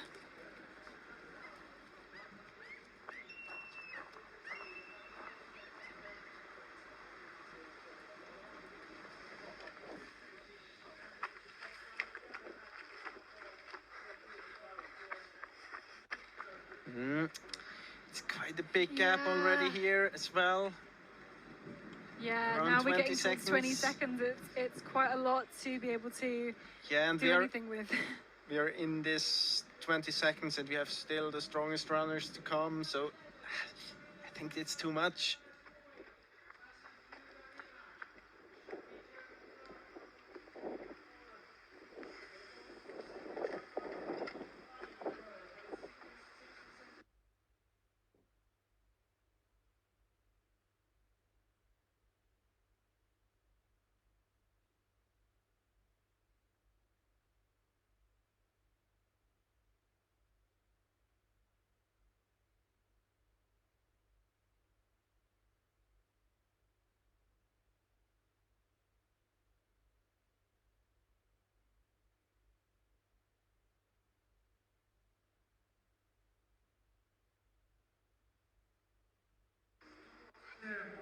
Or the distance from Emma Biesmo, that is the current leader.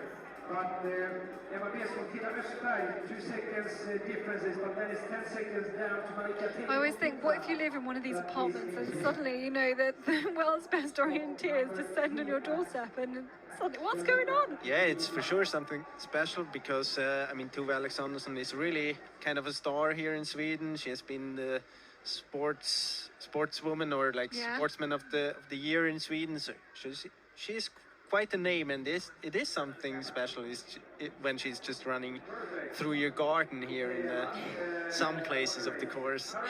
Yeah, and you've got Swedish TV that's, you know, cameras in your back garden. Here is Adela Finstrlova, was Adela Indrakova. A couple of the Czech women have got married this between last season and this, so changing their names. But about over a minute down there for the Czech runner. Here's Ida Egger Christiansen, who we caught up with earlier on in the race. She had good results at the test races, but she's losing a bit of time. She was 16 seconds behind at the arena passage. Now it's 33. You see the map turn wasn't really prepared. What you want to do is when you come around the corner, you can switch the map and then start reading the map towards the start point of the next one. At least have your direction out of the control sorted, even if it's not completely everything there.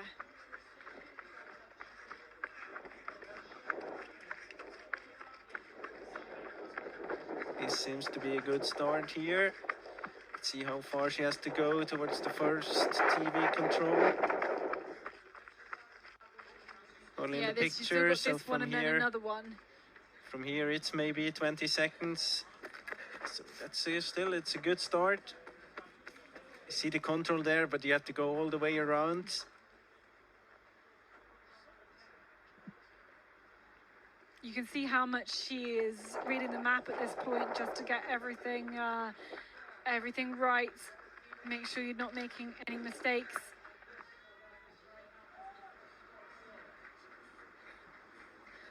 Mm.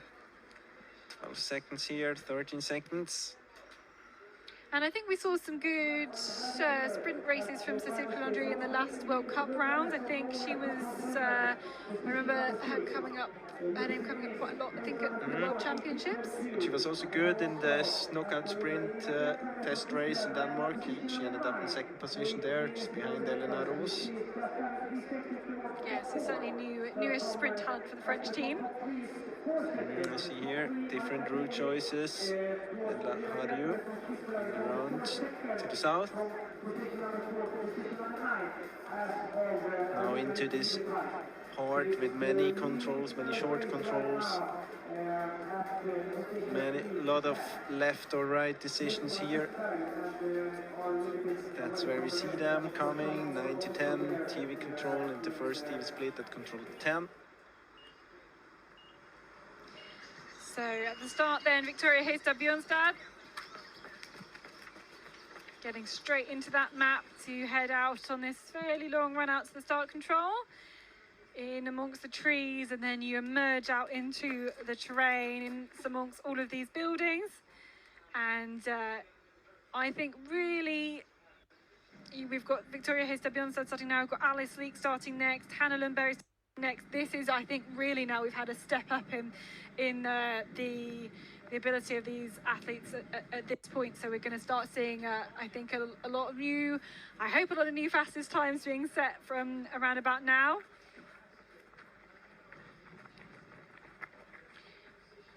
And for me, Cecilia Friberg-Klusner again, just kind of dropping a little bit of time on every single control. Just not quite, feels like she's making a few hesitations. So it will be 40 seconds down. It was like, what, 20 seconds, I think, at the earlier one. All right, here's Alice Leek. Took a top 6 position at the World Champs. I think it was a bit of a surprise for her that she was able to do that, having not really raced very much last year, not had the opportunity to go out to many races, and then performed really, really well when it mattered at that World Championships. Again, she's been not competing too much, but she actually did have some really great results over in Belgium at the sprint races at Assom. So she will take a lot of confidence from those results, where there were a lot of national team athletes there, a lot of international athletes there to race against. And here we are with Eline Kempele. Interesting name. The coaches from Switzerland, they highlighted her a bit. She is in great shape. Former junior world champion in sprint, 12 seconds behind here. Quite okay so far. Yeah, that's exactly where you want to be. You want to be within that touching distance at that point. And I think maybe Charlotte Ward dropped a little bit of time towards the end of the course, I think we were hearing. So there's opportunity to kind of claw back a little bit of time. And talking about losing time towards the end here. Vendela Hariu lost a lot of time between control 17 and 24, 23 seconds there. Yeah, that's a significant time loss, and it is a lot of those route choice controls through that particular part. She will end up in 8th within the minute gap. But yeah, I mean, when you're within about 20 seconds, to lose that amount of time at the end is very tough. But here is Hanna Lundberg, the winner then of the Swedish Sprint Championships. She absolutely burst onto the scene last season, winning. I mean, I'm never going to forget her winning that middle distance in Idrefjäll, having been the first starter, ultimately winning. Her reaction to that was incredible, and you know, she's just been on the up since then. We will talk a lot about her, as I'm sure we'll see her lots around this course. So but Laura Ramstein from Austria has I was going to say she's had a good start, but actually she's already behind, and this is not even the control that they're taking the split time Yeah, from, I think so she will it's be too much. half a minute behind. At least.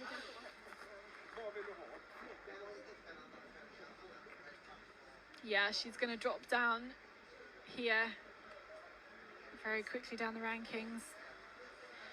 And you just look at how tightly packed the athletes are. I think qualification for the knockout sprint on Saturday is going to be brutal. Really, really brutal. I almost feel like we should take bets on what the margin's going to be, what the time behind the winner you have to be to make it through to the next round in the knockout sprint. See two different options here. Quite much faster to go to the left there. And then you see here, depending on which direction they come from, they choose differently to the next one. But I think That's what actually, you were mentioning earlier. yeah, but it was in the men's race, and the control was located at a different place. So I think here it was very much faster to go to the right and not to the left. In this case here, so this was actually a mistake there. Sabine Hausfurt there, just getting her race underway.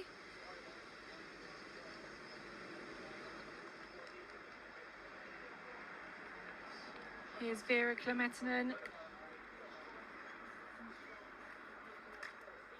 We will take the time from there.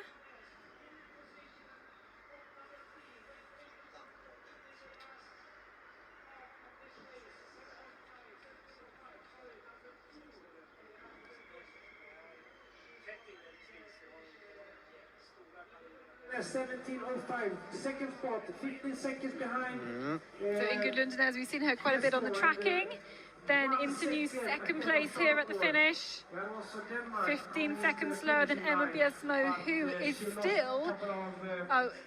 still leading at the our first split control at the arena passage, at the second split control as well. Here's Victoria Haystead Bjornstad.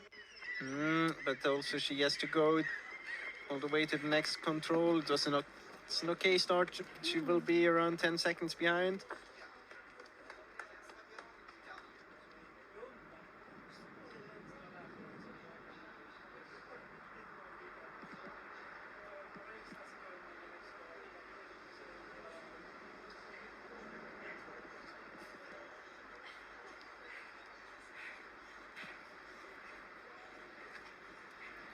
You called it. That was spot on. 10 seconds behind, but still within a good shout of the leader at that point. And we see here what a start by Hanna Lundberg. She's just running so much faster than all the others. It's a good route choice here as well. Maybe at least not the one you lose a lot of time at. Yeah, I think So it's worked out well for her. Yeah. Certainly. 3 to 4 GPS is it's not too smooth in this part, but good start by Hanna Lundberg from Sweden, the junior. Yeah, not a bad start from Alice Leek. We saw she wasn't quite as quick as Hanna Lundberg, but still kind of. But this here could actually be just a few seconds behind. Quite a good start here.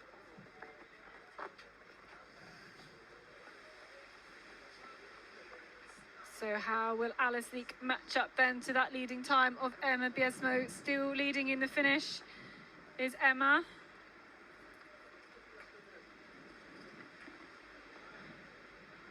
And it's going to be within seconds then. Alice Leak just 1 second behind the lead then at this first split control. We know Alice has had great results at World Championship level before. Elin Gempele towards the finish. She lost some time here in the very end. She was 12 seconds behind control 17, then 27 seconds at control 24. So there must have been a mistake there in between. There's been a mistake between, but she's not lost any time on the last, very last few controls. Only 2 seconds lost there, so that's pretty good racing from her. Good speed. Here's Hannah Lundberg though, and she's really spotting that exit out of the control really well. And you could see that she exactly knew where to go here. There was no hesitation at all. Got kind of the same feeling as I had with Kasper Fosser earlier. Very good here. Now she has just there towards the first TV split, and now this is a clear new best time. 25 seconds, 24 seconds ahead. Look at that. It was 13 seconds at the first split, and now it's 24. She's just running so much faster than everyone else. She's on fire at this point of the course. Absolutely streets ahead of everybody else here. Really great. But I'm not sure that's the best route. Yeah, of course, you have to go. I mean, then you come from this direction in there, otherwise you have to go around. It's a different route, it's a different leg compared to the men's race. We haven't seen that before. So there's not so many runners we can compare to. She's so far ahead, and she's still got 1 year left as a junior. Yeah, she will have a tough season coming with JVOC and European champs and the World Championships. Will be a tough summer for her. And then it just continues in the winter because she's also focusing on cross-country skiing at the same time. Yeah, she was. Where did she go to the World Junior Champs and cross-country skiing, and she's starting studying with a focus on cross-country skiing. Yeah, exactly. So here we have this route choice we've seen in the men's race as well. We think it's good to go to the left there, but it's okay to go to the right as well, but just don't go all the way around. Interesting that they choose exactly the other way around. The ones who went to the left first and to the right after that. And here we are with Sabine Hauswirth. She's already late. I say she's already late, but then we're comparing it to Hannah Lundberg, who's so far ahead. Yeah, but she's also late compared to Emma Biesmo.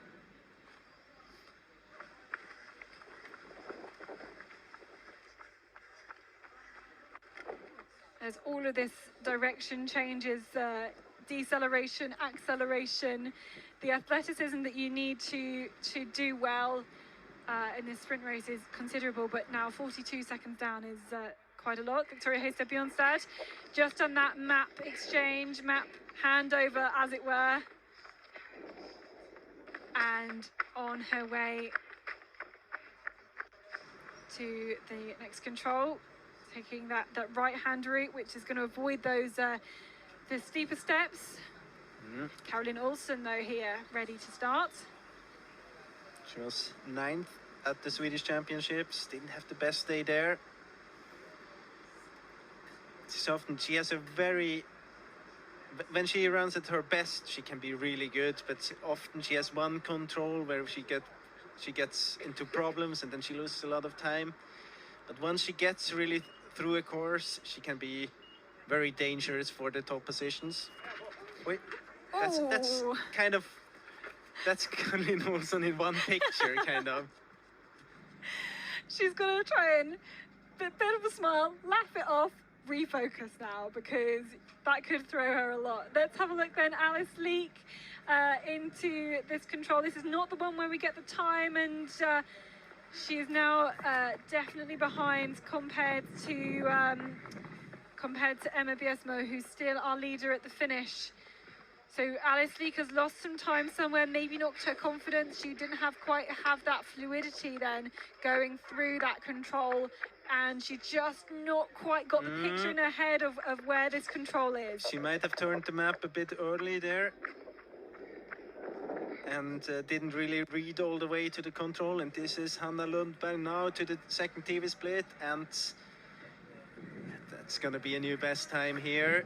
The gap before was 27 seconds, then 31 at the arena passage or after the arena passage.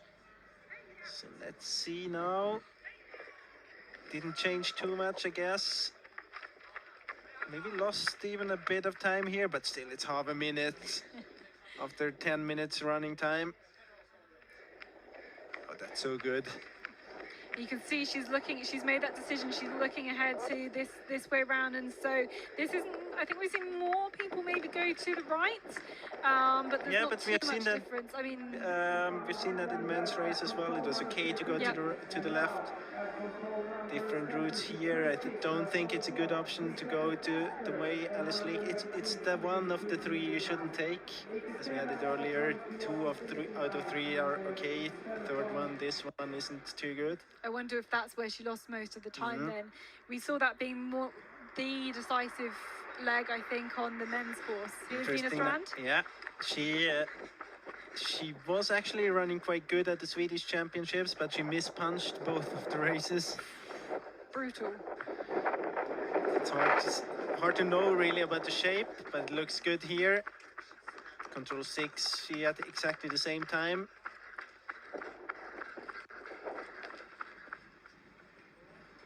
That looks good. Good start here.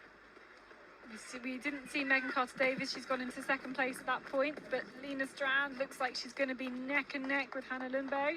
You see the gap between Hanna Lundberg and Megan Carter-Davies is 15 seconds.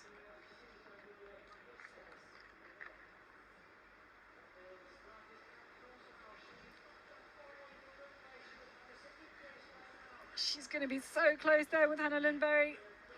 Just going to be a couple of 3 seconds back. So lost a little bit of time then maybe through those few kind of controls very close together that we've seen leading up into this one.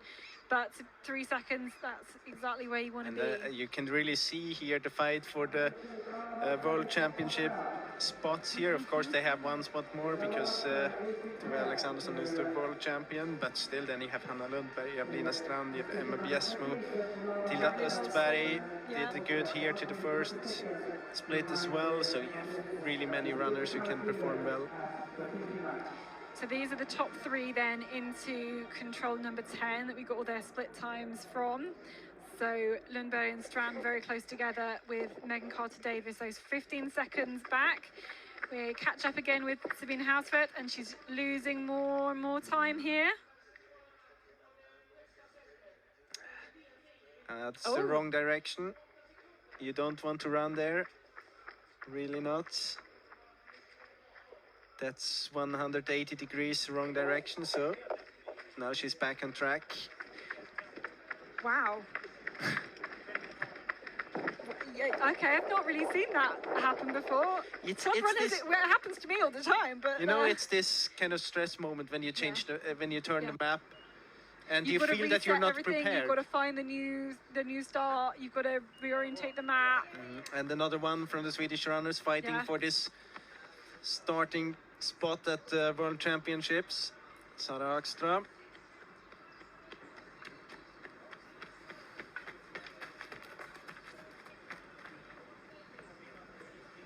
You see just the focus there, how much she's reading the map, and you mentioned, Jonas, earlier that it was maybe a bit of a surprise as to where the start was, so maybe they hadn't quite been planning that in their preparations, you know, when they're peaking or everything. But you know, the moment they come to the pre-start, they know they're at the pre-start and they have a feeling about where on the map they are.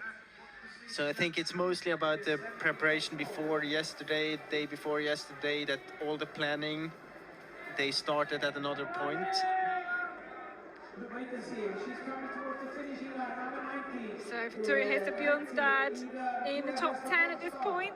You can see she caught up a large amount of time earlier on. like in that last kind of section, to pick up a few places there. Caroline Olsen. She's behind here. Yeah, she's still got this control to punch before the one we get the time check at, and she needed to be there a good kind of 20 seconds before. She's just not in control. If you compare that to with Hanna Hanna Lundberg Lundberg, before, it's a difference. She loses 2 seconds here, just running away from the control.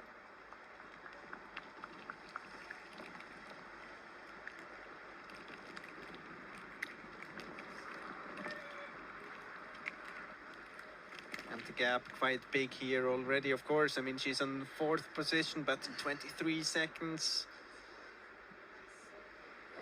Yeah, when you add in a lot of the other runners as well, then that's really going to make a difference. Megan Carter-Davis then into 4th place. And that time from Charlotte Ward, I mean, it's stacking up really well. She was leading at the start of our broadcast, and Megan Carter-Davis lost time here. Remember, she was 15 only seconds behind. Yeah, at the first TV split, and 19 at the arena passage.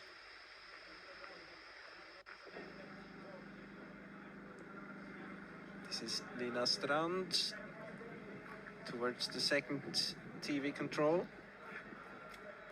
And if we remember, she was only 3 seconds behind Hanna Lundberg at the first TV split. Oh, wait, she missed the entrance there. We see it here. I think maybe about 5-6 seconds here.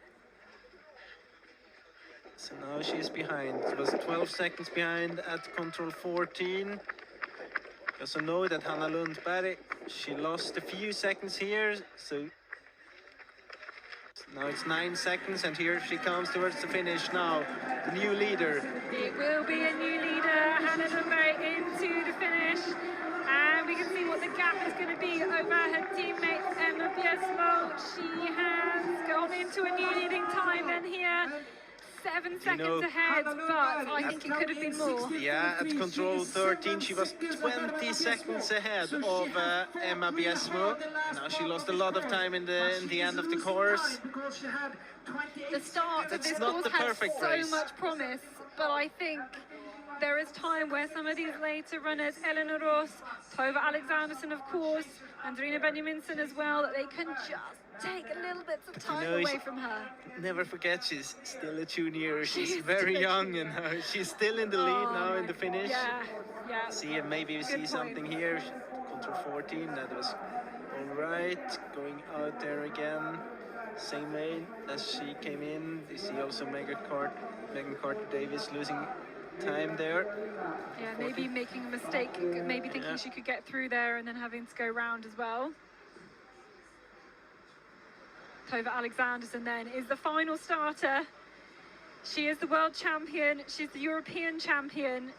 She had the most ridiculously fantastic world champs, winning every single race she started, and she is always going to be the favourite, I think, still on every single race she enters. And now, you know, she was beaten though, of course, last season in Sweden by Hanna Lundberg, but I think looking at Hanna's race today, there are areas for improvement, I think. Yeah, so, definitely. And if anyone can improve on it, it's going to be Tove. I mean, she lost 20 seconds there.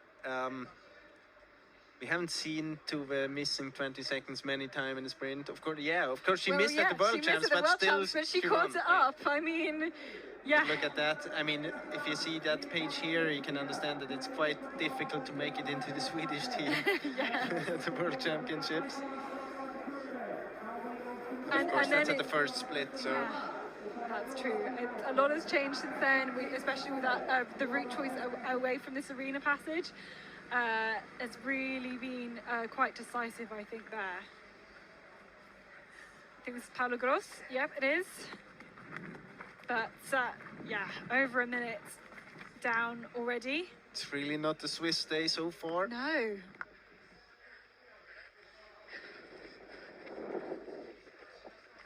But we do have we still have yet to see the two best Swiss in terms of Eleanor Ross and Simona Abersold. Oh Oh, I wish we'd stayed a little bit longer there with Paula Gross. Was she going to make exactly the same mistake as her teammate Sabina Hausfeld?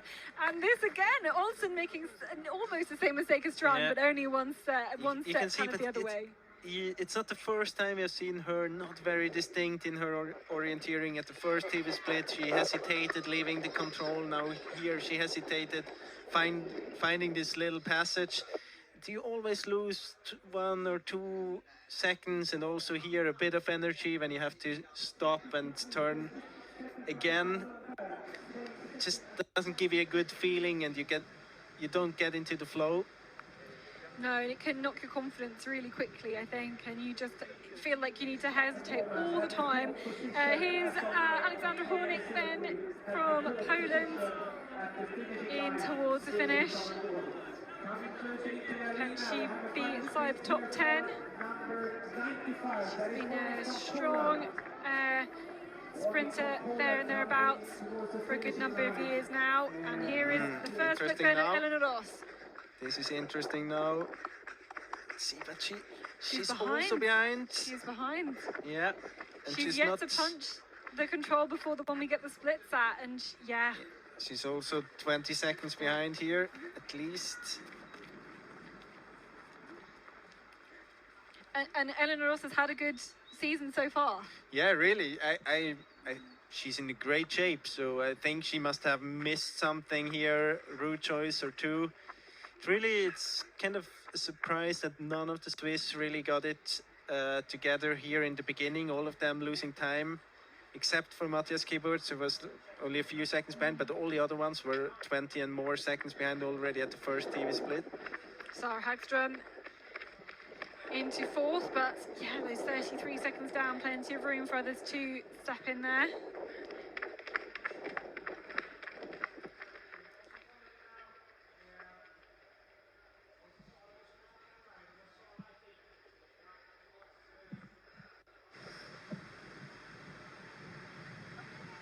Here's Lina Strand, and she's coming through to the finish now. What is she able to do? Yeah, we know that Hanna Lundberg lost a lot of time, and I think this is going to be a new leader. You see 14 seconds there at control 24.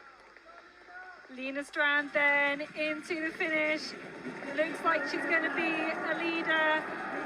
She took her first World Champs medal in Norway in 2019. Making a bit of a breakthrough there for her, and she's had a fantastic race here today in a very strong field. She takes the lead. It's a big margin there for Lina Strand, 24 seconds. Fantastic performance from Lina Strand into the finish, and we can just take a quick look at Simona Abersold. She is 11 seconds down on the lead. The lead at that point was Hanna Lundberg, so within, I think, in a good place there. Not a bad start from Simona Abersold, still in touching distance. One more runner then to go through that spot is Tove Alexanderson. Let's have a comparison. See here, we see that Hanna Lundberg is still in the lead at control 22. Must be a mistake here, hesitating here. It's not necessary to go back out there. You can get a bit more. Oh, she goes into this dead ends. Oh, she might have lost the top 3 there. Let's see. But very good race by Lina Strand. She was there at the first TV split, at the second one, and then all the way, no bigger mistakes. We have seen that she missed this small passage there, about 5, 6, 7 seconds, but in the end, a big lead in the finish so far. I think Alexanderson, it's an okay start here. She had exactly the same time at control 6. I think it's more than an okay start. Maybe you setting different standards for Tove Alexanderson. You're expecting her to be 20 seconds in the lead at this point. Oh yeah. So let's check the time. She's 1 second behind. So that's an okay start. It's an okay start. Yeah, it's not bad.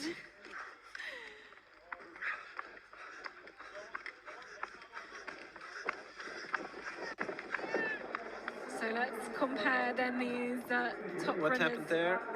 Result, maybe GPS just lagging a bit. But she's the only one going to the south there.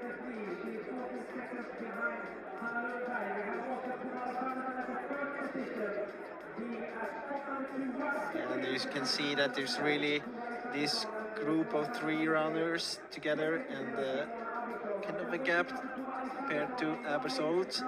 We also know that Hanna Lundberg did a big mistake in the end there towards control 24.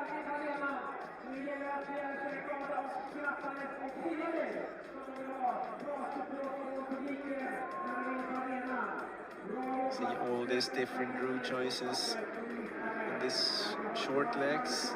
And we're live with Tove Alexanderson here. Everybody else is synced to her time.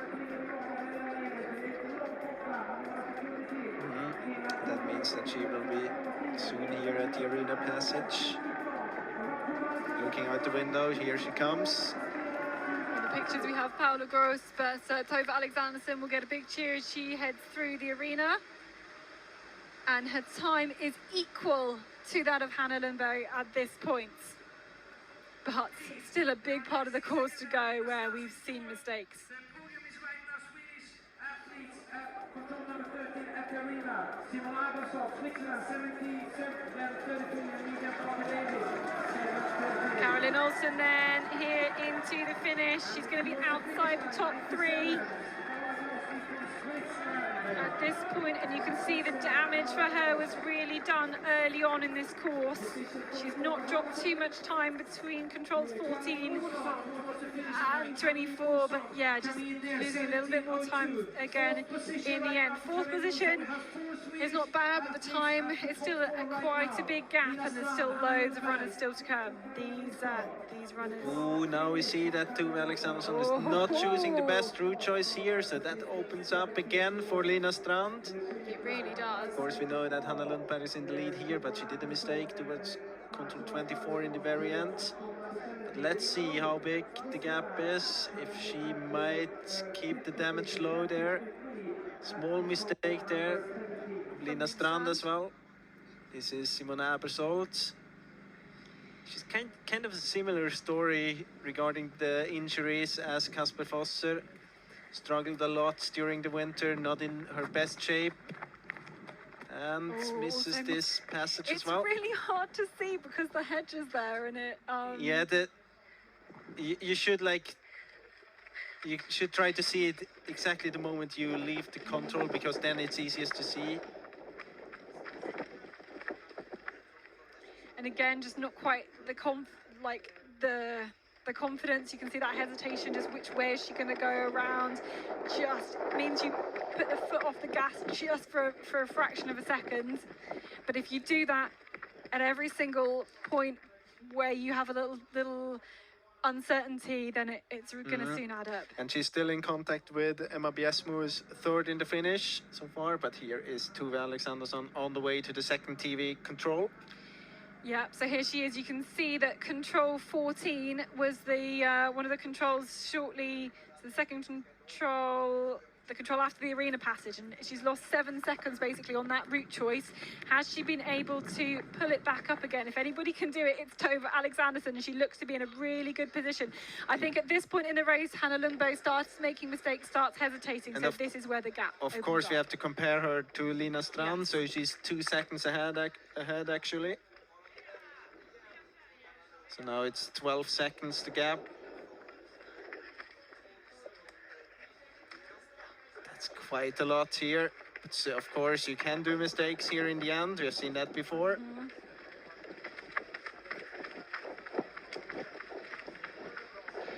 I think Tova's the only one who could make the suboptimal route choice on to control number 14 and still not let it affect her overall time.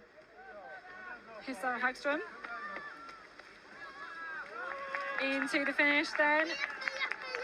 Wait, that's big time Something loss. has happened there. Yeah, she was 36 seconds behind the control 17 and then 1:21 at 24. So yeah, there must have happened something there. Not sure what, but that's going to be a big disappointment for Sarah Hagström when she was in touching distance. Of course, we've got to think for her selection for the World Championships. But she's still got a couple more races to prove herself for as well. Here's Andrina Benjaminsen. Also into the finish. She Haven't too is. seen a lot of her today. Yeah. It's a big gap, 1:14. I mean, she must have missed in the beginning because we haven't seen her in the picture, so she was quite far behind from the beginning. 25 seconds at the first TV split, then 26 at the arena passage, and here we see maybe there's a mistake already to control 23, then another one to control 24, the same as on Lundberg was doing. Then she back there again. She didn't dare to go around there. That was strange. That is very. I don't think it was a mistake to control 23. So this And is the here you path shouldn't they've go already up. gone up. So Exactly. you need to make sure that you're parallel with this edge of the building by the time you actually go up. But it's strange because you think it's going to be quite a big, because I ran this way, you think it's going to be quite a big path, and it is when you get there, but you can't see it because the hedge is in the way, and you can see that massive big funnel leading up towards the building. You think, that's where I need to go. No. You need to turn around exactly like Eleanor Ross here. Zuzana Shikova is on her way to the finish as well. She has often been one of the best of the Czech runners, has been competing for the senior team for a good many years, even as a junior, but this time as well. Also she with a big time loss between control 17 and 24. Many of the runners having problems there. So 17th ultimately. And that means we've got 3 runners yet to come through to the finish. Eleanor Ross, Simona Abersold, and of course Tova Alexanderson. Here's Simona Abersold, and we can follow her then on the way towards control 24. Yes. It's a good option now. She shouldn't run up here to the left. That's the mistake Sara Hagström and Hanna Lundberg were doing.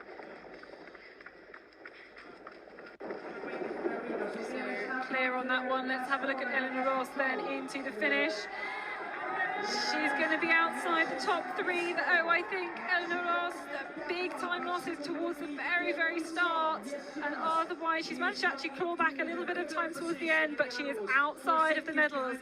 Eleanor Ross at this point, she's still the best of the Swiss, but she is too slow at this point. So Abersold and Alexanderson. How many times have we said Abersold and Alexanderson still to come into the finish? They have been at the top of their game here, and here is Tova Alexanderson going towards 24. Yes, I think so. We haven't really seen many people, well, on the cameras take this route. So that means very soon we'll see Abersold into the finish. Oh, You yeah. have to continue, yes. I wasn't quite prepared. No, there was no other option. You can back out there again. Okay, here is Simona Abersold. Will she be able to kind of destroy the Swedish top 3 position here? Well, she's already late to take the win. It's still looking good for Strand, although Alexanderson's still to come. Can she sneak a medal though? Simona Abersold. In the last few steps of the race, where's it going to be? We're going to have to check the time. Equal seconds then, equal seconds with Hanna Lundberg. Maybe we'll get 4 on this podium. We're waiting then to see Tova Alexanderson. Here she is.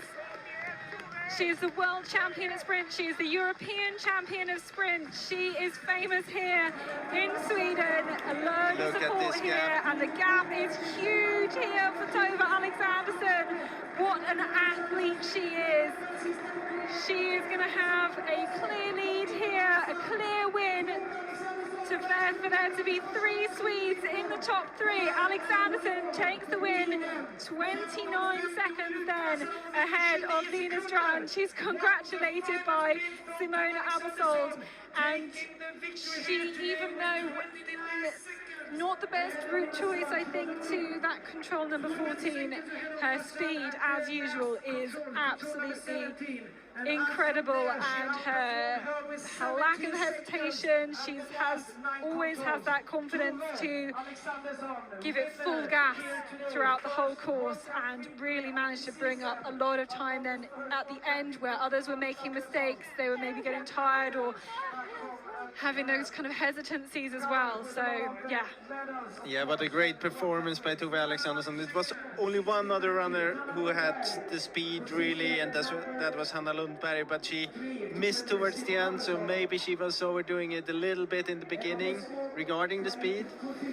But what a great performance by the Swedish team. I mean, we have Tove Alexandersson winning this race, then Lina Strand second, Hanna Lundberg shared third with Simona Abersol, Emma Bessmo fifth, Caroline Olsson seventh, Tilda Östberg on 10th position. So look at this. I'm not jealous on the people like having to pick the runners for the World Championships. Yeah, I mean, goodness me. But I want to point out Ingrid Lindenez and Charlotte Ward both getting into that top 10 position. I think Charlotte Ward's got to be incredibly pleased with that result. She really has been working hard this season, and it's really just that run has all come together for her, absolutely. As we take a look down at more of these top 30 results within the 2 minutes. For me, I mean, maybe it's just who we've seen compared to the men's race, but it feels like we've seen a lot more mistakes. But I think we will now go and hear from our winner, from Tove Alexandersson. Yeah. Tove, congratulations on your victory. How did you experience your race? Oh, it was so intense all the time with a lot of controls, and it was like no time to relax and just run. So it's hard to say how it was because you're so focused all the time, and yeah, it was really intense. And you seem to be going very fast on the last part. How did you experience that yourself? How did your shape feel? Yeah, I felt like I started quite control, and it was so tricky, so I never felt like I could have like full running speed. But anyway, you get really tired, you know, your legs in then, because it's also so much stop and acceleration. So even, yeah, so it was hard, but I still felt like I had some speed left. And it was the first international competition of the season. How does it feel winning with this margin? Oh yeah, it feels really good that I managed to be in shape when I will want to be in shape, and yeah, I've been training a lot the last weeks, and this is the first weekend I will take it a little bit more easy to have some more energy, and it's so nice to see, to really feel a difference also in the legs when yeah, I have a bit more energy. And you won the knockout sprint in Sweden, the Swedish champs, 2 weeks ago, and you'll have another knockout championship coming up here in 2 days. What are your expectations? Yeah, knockout sprint is really always really hard because it's so much things that can happen, and also with heat drawing. So yeah, we will see. I know that it's many girls that will fight about the final spots. Thank you. All right then, congratulations to Tove Alexandersson. You know, she is once again an absolutely class athlete. Taking a controlled first part of the race is what she was saying, and you can see indeed here, like Hanna Lundberg leading at this point. We've got our top 4 who will all get medals today. What do you reckon, Anius? You see here that there are 2 runners. They have a great speed, and maybe a bit slightly faster than the others, and it's Hanna Lundberg to Alexandersson, but also Lina Strand had a good start here. I think she was the one with the most like consistent performance here, seen over the whole race. But the feeling is that Hanna Lundberg was really strong in the beginning. Maybe she started a little bit too much in an attacking way. Maybe she was overdoing a bit with the speed and didn't have the experience to go all the way. She missed quite a lot in the end. You see here all 3 of them. Very good orienteering, very good sprint orienteering here. And as Alexandersson said, it's a very intense sprint here. You never had time to relax. You had to be focused all the way, especially in these parts with short, tricky controls, or short controls where you have to take a decision all the time on every control. Then you got to the arena passage and might relax a little bit in your mind, but then it's like maybe the most important route choice is coming. Maybe the only mistake Tove Alexandersson was doing, she lost time here on this one. You see that Anna Lundberg has actually quite a big lead here at control 14. But then towards the end, it felt a little bit that as if Anna Lundberg was going out, running out a bit of energy, she went the wrong side of the fence here. And it's one mistake, and then the next one is coming, and you just feel that okay, it's not as style of orienteering is not as distinct anymore as it was in the beginning. But still, I mean, here she is in second position. She's still very close to Alexandersson, but you also see now when Alexandersson can like play out her strength towards the end, like her physical strength, and it's just very good. And then now be aware of that control 24. This will be the place where Hanna Lundberg is doing quite a big mistake. First of all, she is running, I think she's backing out from the control. You could run as Alexandersson is doing there, and even from there change to the one around. And then here she's running up this kind of dead end and had to turn, and then of course that's the place where she loses the second position here. I don't think she could have won this race anyway. Tove was just too strong, but she could have ended up in second position. And here, see again, she's just running out of energy, and the Aersal is coming closer and closer. And in the end, they share this third position. They are going to share the third position. Right, let's do our flower ceremonies then for the men's and then the women's races. We will award the flowers to the top three. And it was the Belgian Yannick Michels. I mean, he's relieved to see him do that. I think Tim Robertson also super happy to get on top of this podium. They've been preparing for the World Championships in Denmark for a long time, and they're going to be super, super pleased with the confidence they can get from that performance. But Kasper Foster ultimately fighting through the pain, it sounds like, of that stress fracture. His speed again was absolutely incredible, and really these top three athletes, we just saw every single time we saw them on the camera, just the quality of their orienteering, the confidence they were taking into control. They just looked in control the whole time, the whole point of the race, and then it just came down to kind of a tiny bit of speed at the end, really close between these three athletes. So the top three here today after this sprint race, they're going to be going into Saturday's knockout sprint in a good position.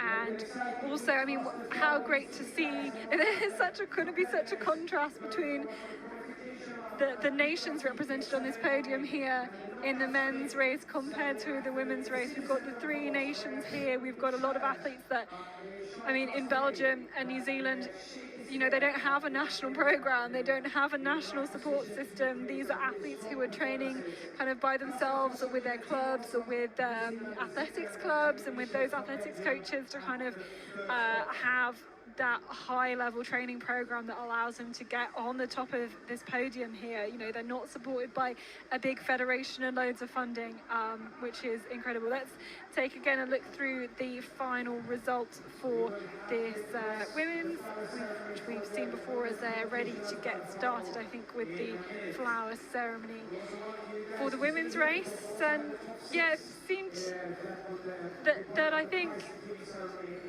there was a lot of hesitation more in the, I mean, it may have been just who we happened to see and what we happened to see in the races, but a lot more kind of hesitation and uncertainty from the women in this race compared to what we saw in the men's race. I don't know. I mean, we have seen really good orienteering also in the women's race. It's just, for me, it's very clear. You can see differences between runners.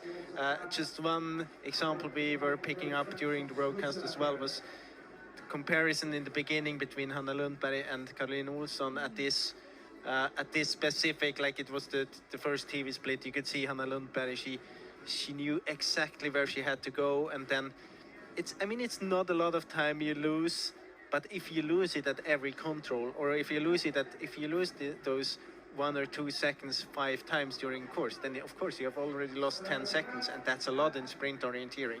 So it's very important that you have a plan, but also it is difficult in a race like this when it is as intense as it was today, and you don't have time to relax. Then of course this part is very, very difficult.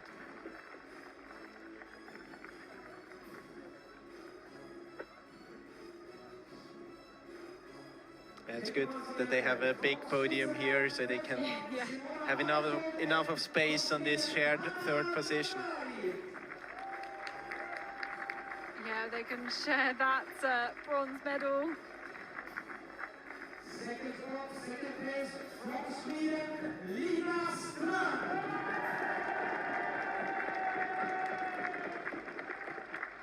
But the fastest athlete here today is the one and only from Sweden, Torbjörn Samuelsson.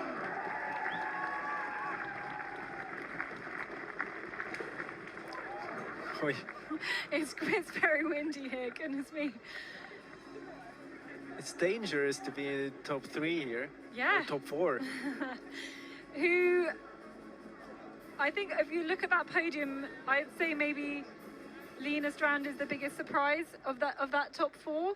Yeah, she knows how to put a race together, but again, kind of like Caroline Olsen, she hasn't always been super consistent. Yeah, I mean, and it's kind of a strange thing that we say that Lina Strand is the biggest surprise on the podium when you have a junior on the podium still. But of course, I mean, the other names were quite, I wouldn't like to say obvious, but I mean, Hanna Lundberg is Swedish champion, Tove came second, Simona Aebersold was fighting for the overall World Cup until the last race last year. Of course, these are names we're used to, and Lina Strand had quite a difficult season last year, so it's good to see her. It's good to see that she is back here again and performing that well. Yeah. Also very important. Training and turning around. Yeah, and very important. I mean, if you look at the result, there's so many Swedish runners performing well, and you have to perform well to get into the team. So it's, I mean, this one here is halfway through to the World Championships, which of course is a big relief for all of the runners here. Except for Tove Alexandersson, of course, she has this extra. She has her own. She's world champion. She gets there kind of by default. So yeah, fantastic set of racing here. I think kind of Jonas, you were calling it in terms of it'll be the adding up of seconds that ultimately decided the winners today, and ultimately decided the top 3, top 4. Really, really strong lot of racing. So tomorrow we have a rest day, they recover for what could be many, many kilometers of racing tomorrow for the knockout sprint that we're going to have all in one day, the qualification, the quarterfinals. You can follow those on the GPS tracking on the live results. Then we will be back then for the sprints, the semi-finals and the finals, where we'll crown another set of medals and again another step on the way to those World Championships. We will see you back again then on Saturday back in Borås in Sweden for another fantastic set of races at this World Cup. See you then.